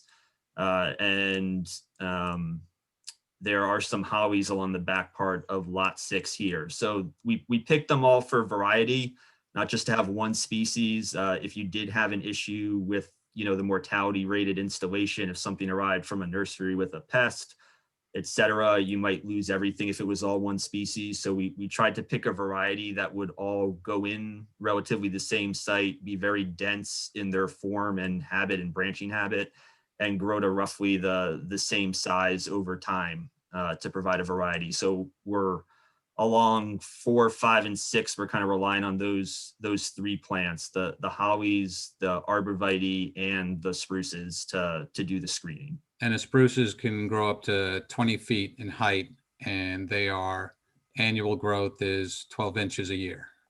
Yeah. It's a little slower than the other 2, but it is going to be the most opaque of the 3. Okay. And can you just show me I think it's lot 1. Yes. Okay. Those plants that you have going there, you say they're smaller. What is it? Those are These are the Atlantic white cedars. And so we're proposing these at the smaller size. It's not that they're not available larger in the trade. It's that the slopes on this line are kind of right on the edge of being able to just, from a constructability standpoint, plant a plant with a level root ball and have it root in and establish correctly. So we thought the most practical thing to do that would provide some screening at installation but still get taller over time was to put in smaller evergreens.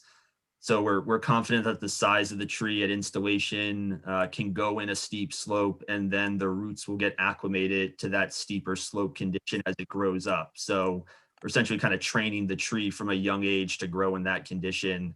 I think that'll give it a very good chance of doing well and forming a nice evergreen border over time here. And you said those were white cedars, right? Yes. And they could grow up to 20 feet as well. And they average 12 inches a year of growth. Okay. Right. Okay. Thank you, Mr. Chair. Thank you, sir. Any other questions from the board members? I do. Mr. File.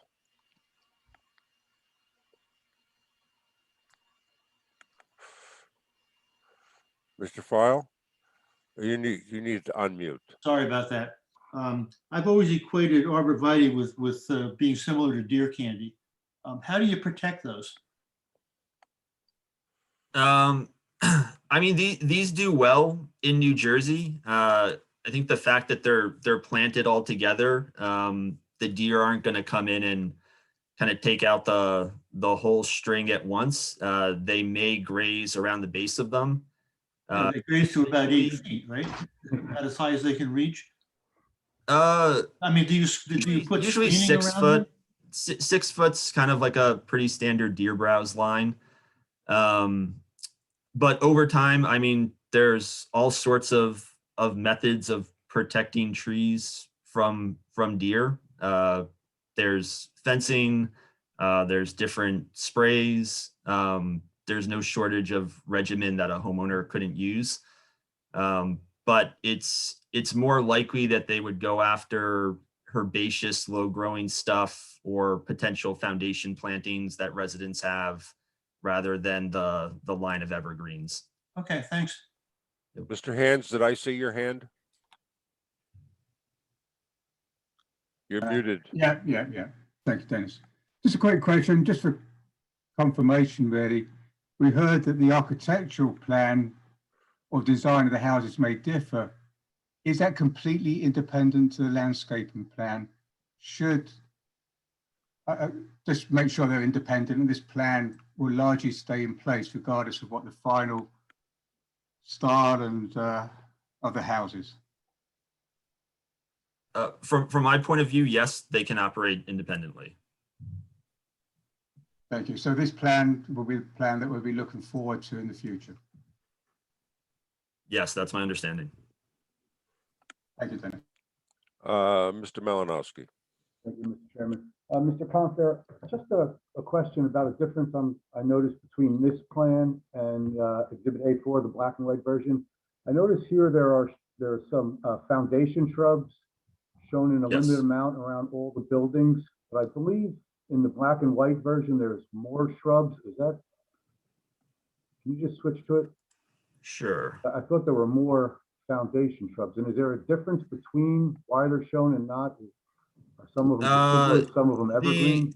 The intention is that they would have been the same. If we did miss a couple in a rendering, that's just an error. You know, the foundation plantings you'll note don't have specific species called out. I think this would be the area where, you know, homeowners would plant what they wanted around their foundation. So we're trying to give an indication that there's more vegetation besides just the trees that would be on these properties, but we're not kind of forcing the exact foundation plants that need to go in and be maintained by the homeowners. We're trying to show, you know, a sense of massing and where they could land, knowing where all the various pipes and utilities are running around the perimeters of the houses.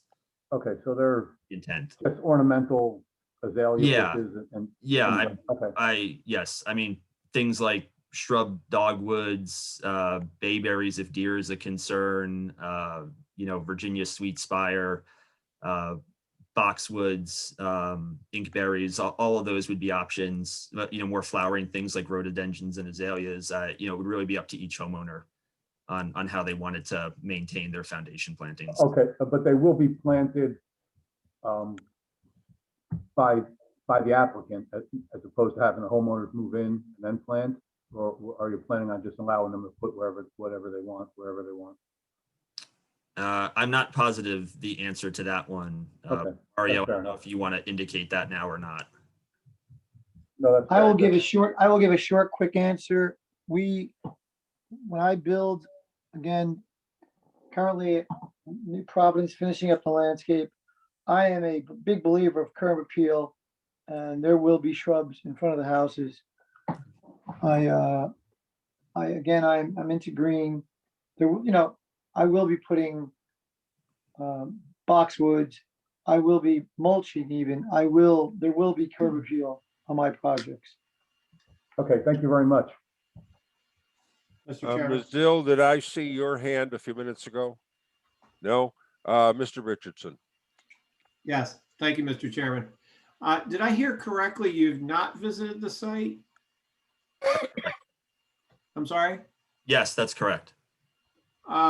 Because one of my concerns is the inventory of existing trees along the western property boundary. I think Ms. Laney talked about the northern side, but even if you go to the other exhibit, I think you point out a little bit better. Well, actually, I'm sorry, if you go back, I think you actually call out some of the existing trees. I only counted 2 on the west side that are existing, that are depicted on this plan.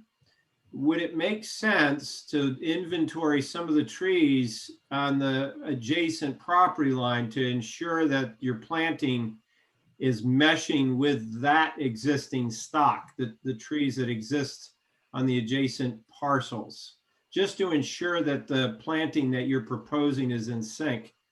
That's my concern. I saw like up on the northern side, you show some of the existing trees.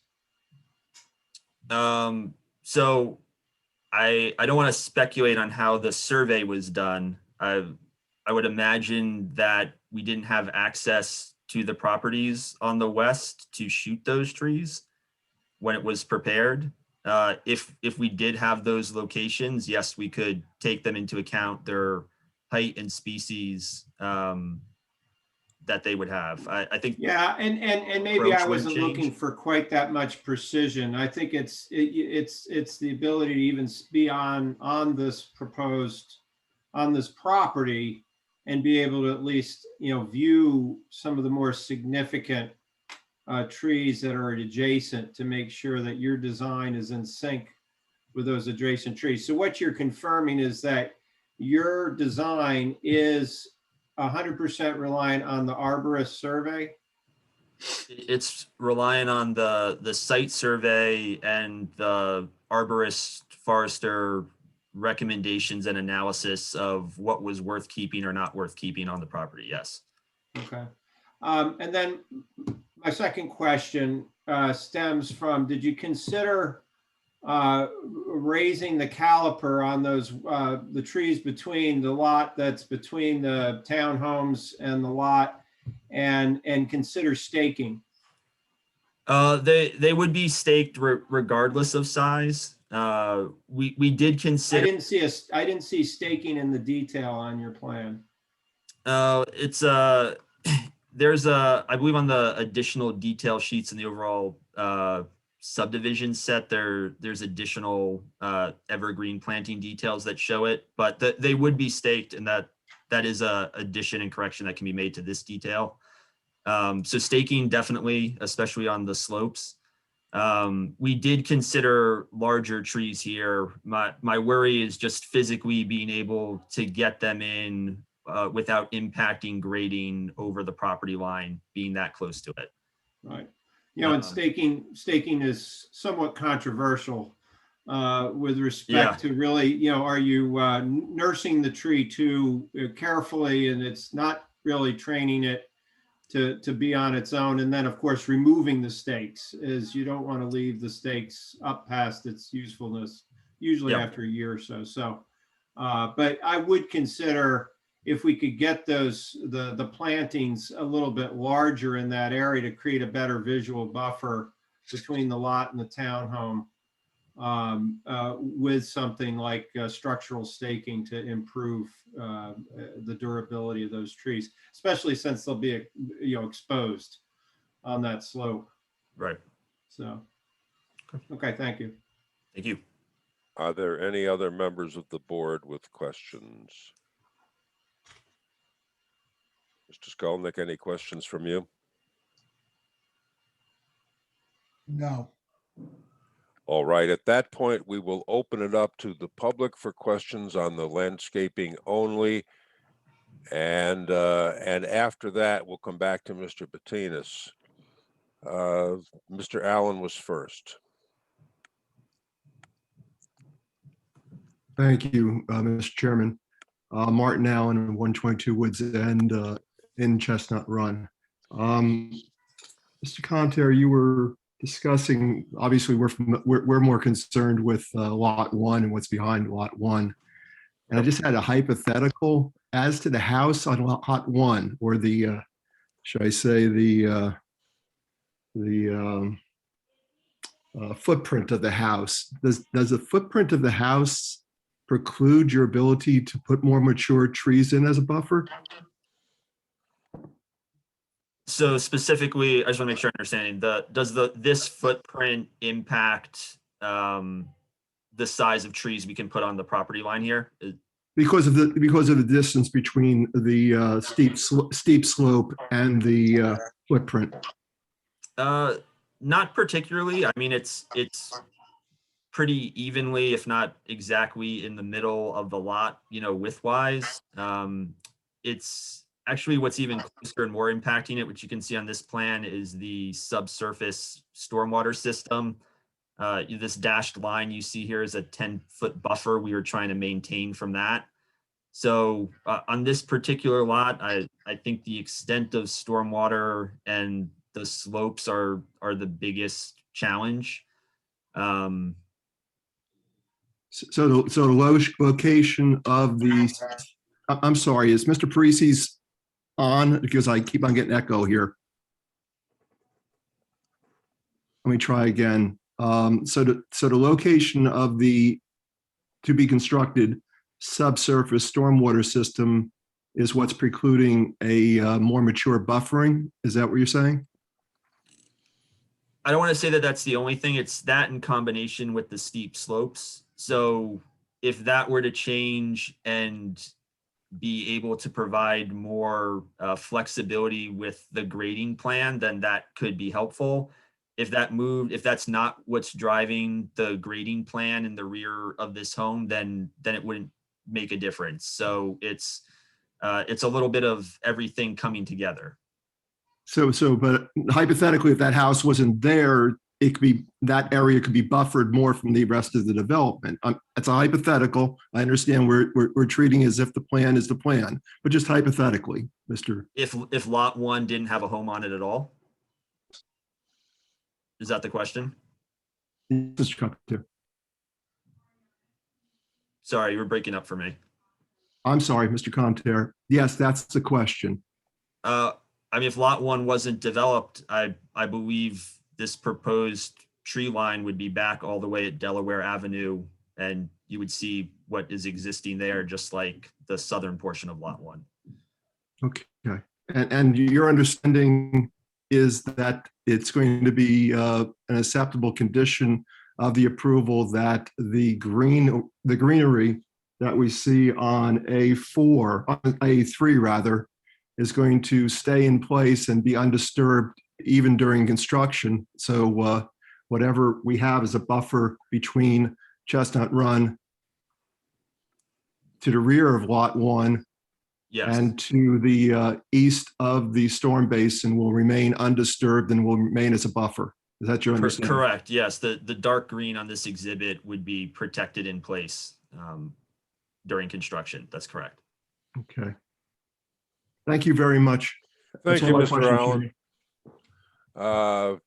Ms. Fischetti.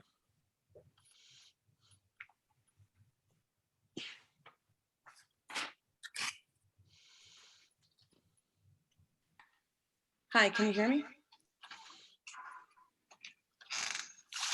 Can you hear me? Yes. Hi, this is Tiffany Fischetti. I'm at 39 Delaware Ave, about 2 houses down from lot 3. Could you just explain a little bit about those trees that are the barrier at the bottom? It looks like the ones behind on the colorized version. Okay. It looks like they're much smaller trees against lot 3 versus where say 4, 5, and 6 are. And you said they were opaque trees that would provide a bigger screen. It looks like those are much smaller. Can you just speak to that? Yes. So this is the very similar condition to where we were just looking at on lot 1. These are the same thing. They're Atlantic white cedars. So they will form a screen. They're just going in smaller than the lots on the north side, where the existing grade we're working with is more conducive to bigger root balls and larger trees at installation. So the quality of the screen as they mature will be good. It's just at installation, these slopes support just a smaller tree at install size. So do you know what size that would be? Is it a 2-foot tree, 4-foot tree? No, I believe it's a 4 to 6 foot. Yeah, it's a 4 to 6 foot tree. And what is the ultimate height, I guess, of those? This one will get up to 15 to 20 feet tall. Okay, is that over like 30 years or so? No, it should be around year 10. It's a quick grower. Okay. Okay, and it forms a screen just like the other. It looks like the others were just already coming in as a much bigger screen versus waiting the 10 years or so. The other ones are a more effective day 1 screen just due to the size. But I think at around between year 5 and year 10, kind of across the property, everything that's meant to be a screen is going to be serving that purpose. Okay, thank you. Yep. Is that the end of your questions? Yes. I guess so. Ms. Azar.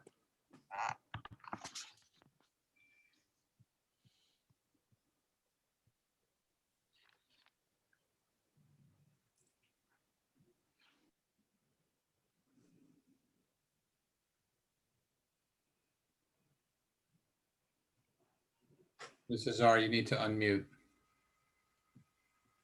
Yeah. Yes, my name is Eli Azar. Thank you, Mr. Chairman. I live on 32 Skyview Terrace, which is right south, my house sitting south, directly south of lot 4. My question is the setback for the new house is about 30 feet.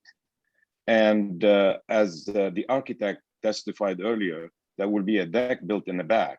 So the deck will be sitting right on my property line. I don't see where these trees will be planted. And I don't know if he took into consideration that I have a big trees planted at the borderline of my property. So there is no space to build to plant these trees in there.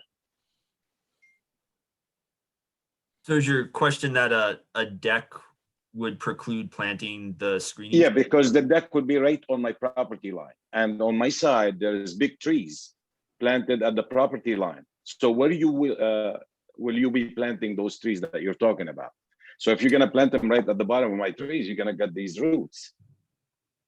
I don't want to repeat the earlier testimony, but I believe this would fall under the scenario we were talking about earlier where the lot might not support a 30-foot wide deck. It might support only a smaller deck. You know, if a condition of this approval is this landscape layout, then a deck or patio off the rear of this home would have to work with it. So I don't think and would these drive trees the will create. landscape if Okay. if this screen was a requirement. Does that make sense? The deck would have to fit within Kind of depends, yes. space that's available for it to be built and in compliance with the rest of the lot conditions. Makes sense to me. Okay. Mr. Thank you. Chairman, Mr. Chairman, I'd like to point out too, the house on lot 4 is proposed to be 51 feet from Mr. Azar's property line. That's indicated on the engineering site plan. So it's not right up against the 30-foot setback. Thank you. Thank you. Mr. Azar, any other questions? No, we do it. Thank you very much. Mr. Finelli.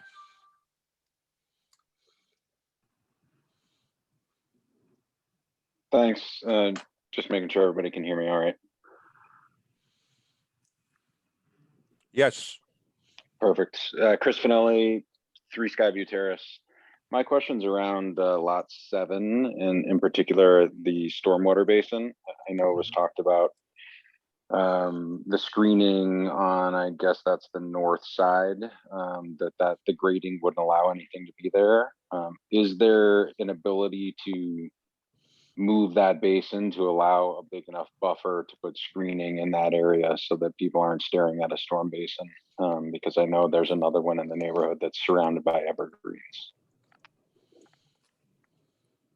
I think that would have to be answered by the engineer on the project. I know the basin is sized to provide a certain amount of management. So I don't want to speculate on what is or isn't possible with its footprint size. Okay, but something would have to be done to that in order for there to be an opportunity to put screening on the north side of that, correct?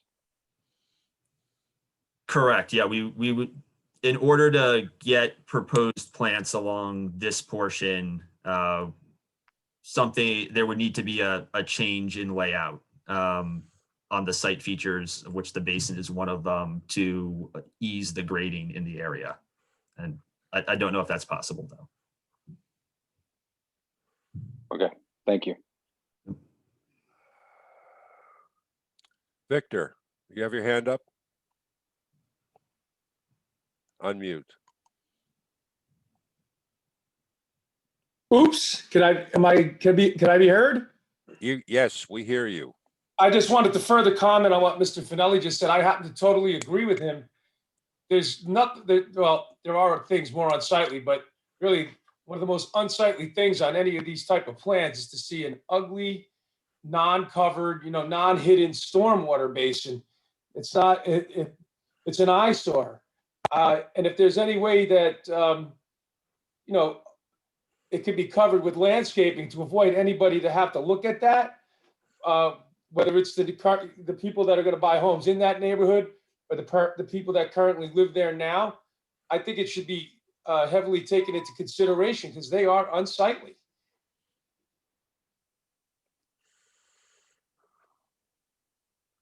Mr. Parisi, can we leave that in your hands to get your 2 consultants together on that issue? I would love to surround the catch basin with trees. I actually would love not to build it. But that's not one of my options.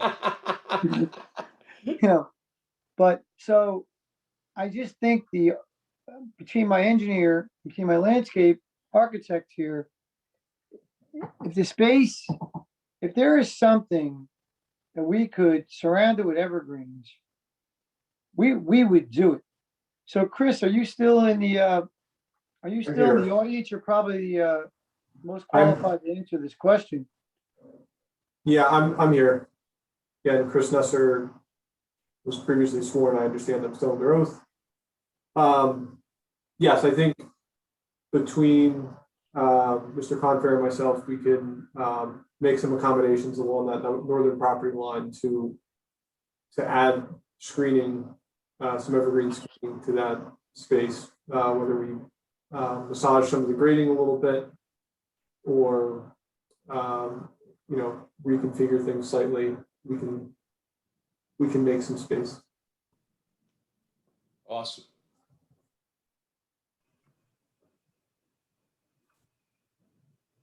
I certainly didn't want to promise something that was physically not possible. That's why I went to the professionals.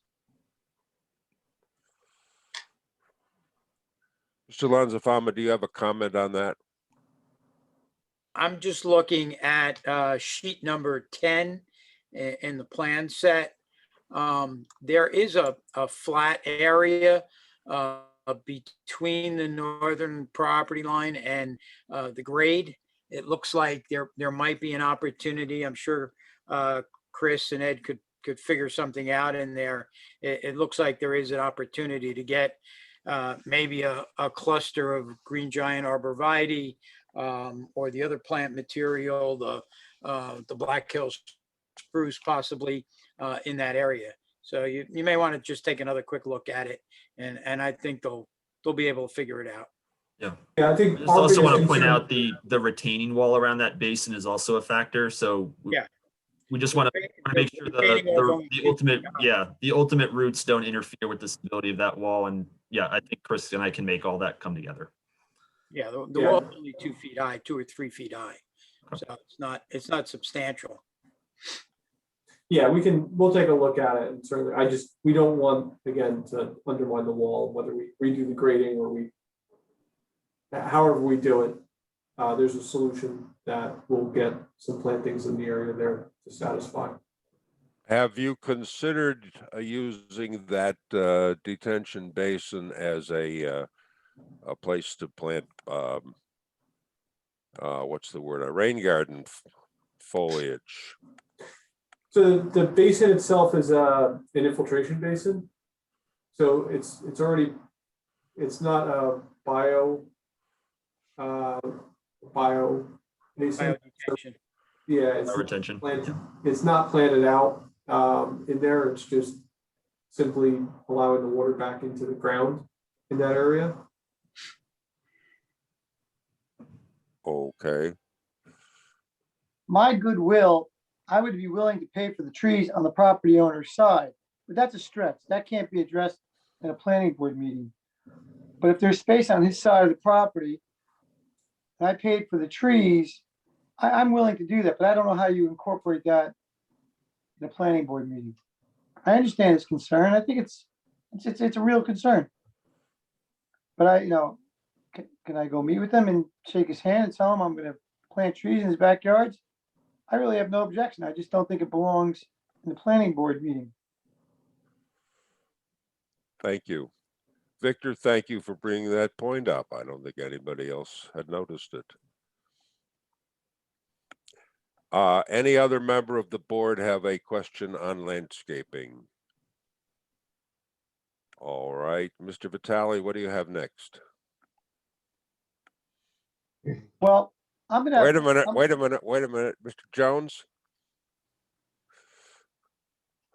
Yeah, request a 5-minute recess. Well, let's see what Mr. Vitale has next. I think he has nothing next. Is that true? That's correct. Mr. Kyle will be our next witness on the hearing which continued. Well, the board was notified. John, I'd like to jump in here a little bit. If we have enough time, I would forfeit my planner's testimony, and I would move forward if there's enough time in the night, and go to vote. I feel that our team can probably answer any question. And if we want to go to, you know, if we want to start the next step with and not and forfeit my my witness that could not make it tonight, I'm willing to move forward. Well, Mr. Skolnick also has the opportunity to be heard, you know, Mr. Well, Parisi. let's hear him now. And well, he does not have his expert here either, so. That's not my, John, that's not my issue. Well, came unprepared. do you want to have testimony from your planner, and is he available tonight? He's not available tonight, and I would forfeit my planner's testimony to move forward. It's my choice. Give me 5 minutes to talk to my client, please. Great. Not a problem. I'd like to move forward. I understand that, and you said that 3 times, but Okay. let's follow a Thank you. disciplined or process here. Mr. Jones. Sir, I'm just going back to Mr. Patinas to see if he's resolved his issue he was not able to give his question in.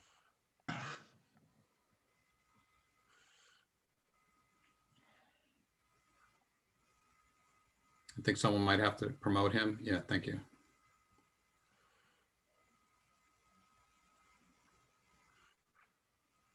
Mr. Patinas, you need to unmute. Hello. Sorry.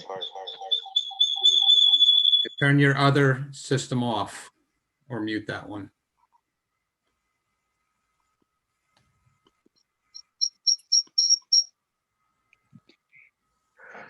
Hi, it's John Patinas, 79 Delaware in Sterling. Apologize for my technical difficulties. Can you hear me? Yes. Hi. So the two questions I had for the architect, going back just a few minutes. The first one is regarding, I believe it's ordinance 135.1, which I think as lay terms is known as the lookalike law. So 26 years ago on Delaware Avenue, Skyview and Cedar Hollow, there are 7 Delaware houses, of which all of the houses do not look alike. Some are next to each other, in fact, and from the exterior, you cannot see that. We have different facades. Some of them have are not allowed bay windows. They are definitely Mr. not Chairman, allowed. is he asking the question or is he making a statement? There is a question here, sir. Okay, but obviously there has to the be. architect is no longer with us. Well, You understand it? That unfortunately I had technical difficulty, and the chairperson, Mr. Sando, allowed me to make the question. So I think I should be able to have a minute to ask the question. All right, let's hear your question, please. So the 2 questions is, one, again, also the roof lines were all different, even then when they were next to each other. Would we expect to see a similar the same dissimilar exterior design in this build on those 8 homes? The answer to your question is yes. Okay, that's great.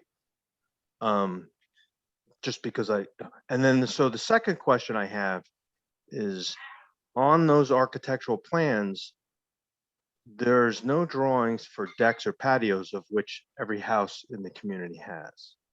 So my question to that is, how does the architect or how does anybody compensate for those? And do they get factored into the setback that is being applied for? Again, your answer would be yes. We'd have to comply with the setbacks and coverage. Okay, so again, me not being a planner or an architect, if the setback that the variance is going for is 35 feet on a variance, and you add a 20-foot deck, that would hypothetically be 15 feet from the property line. So then would the imprint of the house foundation be pushed forward to compensate for that, or would everything have to apply or be approved by the town ordinances in order to have those actually be, implemented. When you apply in the construction department, they will address all the issues of setbacks and coverage. Okay, does a patio and a deck or a deck, are they factored into a setback? Yes, they are, and I believe there is some minimum decks that we have discussed. We did, these plans are not to exact specs, so I don't want to overshoot my answer. So sometimes in Would our planning board, town planner or board attorney, somebody be able to answer that from a town perspective? Liz? Yeah, I was just double checking. I believe actually the setback is to the face of the building and not the deck. And Yolanta can correct me if I'm wrong. But I'm gonna double check and just now in the ordinance, but I believe that's how it's calculated. Right, so then hypothetically, a 20-foot deck or patio could fit 20 foot closer to the property line, to the lots that are, obviously facing the proposed builds. Yes, if you allow me to double check it, yes, I believe you're correct. Okay, so hypothetically, it would be more important to have the landscape architect be more of an important thing to make sure that all parties involved, meaning the new builds and the current builds, to have some privacy as opposed. Question, is that a question, John? Yes, it's a question. Would you think it would be more important for all parties to have, proper plantings to keep the privacy in the best interest of all the homeowners? I don't think we can give you an answer to that question. I think that the setback regulations in the ordinance will control the setback depending on the decision of this board, and the landscaping will be what it is. Unless Mr. Vitale wants to provide. Because I would, I don't live there per se there, but if that was my house, I think, or if that was anybody's house, I think that would be, would that not be a concern of everybody? Okay, That's an opinion, that's not a John, I got to cut you off on that comment because we're dealing with questions on the testimony. I understand. So we still have to look into that question or the answer or hypothetical rebuttal from the town planner about the setback and patios and decks. Is that correct? Yeah, I don't see anything in the ordinance that contradicts what I said earlier. I don't see anything that, makes specific regulations to decks, that the setback has to be to a deck. Okay, how about a patio? I don't see that either. I mean, it's different if there was to a porch. If there's a roof, then it becomes a different story, becomes a building under the municipal land use law. Ms. Laney, is there a pervious space considered if you put a patio in, impervious space? I believe it is considered impervious space, yes. Right, so then that becomes lot coverage. That's true. That's a good point. Yep. And I don't know if a deck falls into that same category unless you start putting a roof in and start closing it in. Yeah. Okay. Yeah. So they are two unique building designs. We'll get answers to that before we vote, John, and thank you for bringing it up. The deck ordinance does have some calculations to impact lot coverage.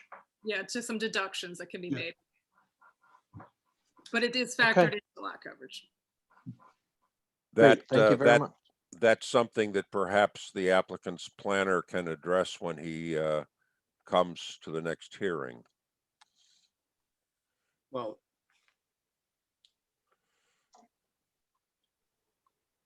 Okay, very good. Thank you. Thank you, John. I appreciate your time. Back to you, Mr. Vitale. Well, I think Mr. Skolnick has joined us here. I'm here all the time. Yeah. Like, what I heard was the applicant is waiving his right to present the planner. I'm not sure that we should let that go so easily. Ms. Lehaney, do you have questions for the planner? Well, I will put this to the board. There are significant variances needed for lot area, front yards, lot width, development within critical areas. There was a clarification question we had as to whether this is a, what kind of subdivision this is, if it, they were allowed certain reductions, given the fact that there was an open space lot. So there are some clarification questions that really it's up to the board if they would prefer to hear planning testimony from somebody with regard to, the planning proofs with regard to these variances.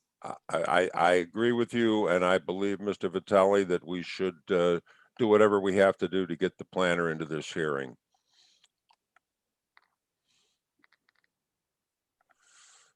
I can't disagree with that. My client says that he might waive his right, but we can move this to the next hearing date and we could, I will take the advice of the chairman. okay, then I would ask for a continuation of this hearing for the next available date. Right now, we are covered through the end of through the 1st of May, so you're going to have to extend, and we'd like you to extend for 2 months. Mr. Chairman, pursuant to your directive the last time, I did do an extension until May 31st. That's correct. Yeah, Okay. I'm we sorry, are I had bad extended to now. I had bad advice. I thought you were May 1st. If you're May No. 31st, then what we Yes. need, and we're not going to hear from the intervener's attorney until after your testimony is finished at the next meeting, which will be May 11. And if you have nothing else, then I will entertain a motion from the board to extend this hearing without further notice. Chairman, before you do that, I see that there are still members of the public that have questions that we haven't gotten to. Mr. Allen. Oh, has a they popped up question. while I wasn't watching. Yes. Mr. Allen, Mr. Allen's gone. Mr. Gallant, do you have questions for the landscaper? I think Mr. Galante is represented by Mr. Skolnick. Is that correct? No. No? Daniel Gallant is my client, yes. Oh, Okay. We are at the comment section, correct? no, No. we are not No. at comments. We're still at the questions Sorry, for the I will- landscaper. I will lower my hand. I have no questions. All right, then, let's have a motion to extend this hearing to May So moved. 11. Second. All in favor? Aye. Aye. Thank you, Mr. Chairman. All right, this hearing is concluded. We're going to take a break until 9:55. That's a 10-minute break, and then we'll come back and discuss board business. And thank you all for your attention and participation tonight. Thank you, Mr. Chair. Thank you.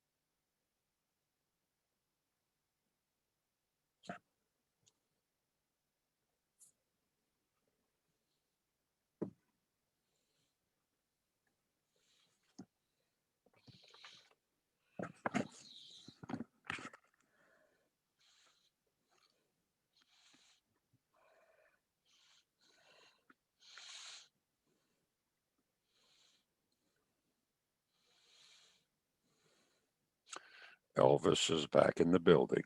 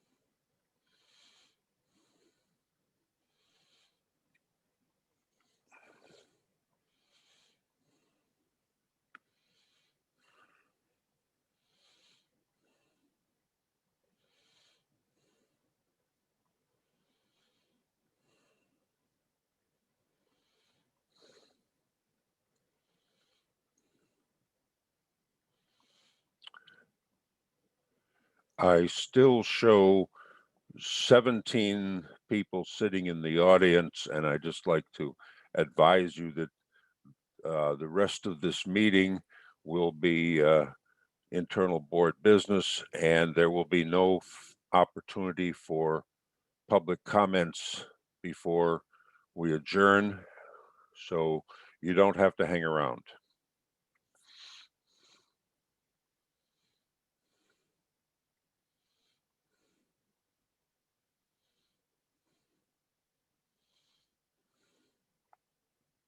You really know how to kill an audience. Yeah, they're going away fast. Oh, there'll be a few who stay.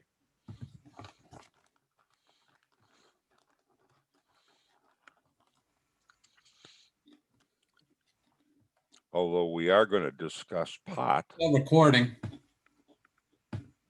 We're still Say- recording. Thank you. Take care, everybody. Good night. Good night. Good night. Good night.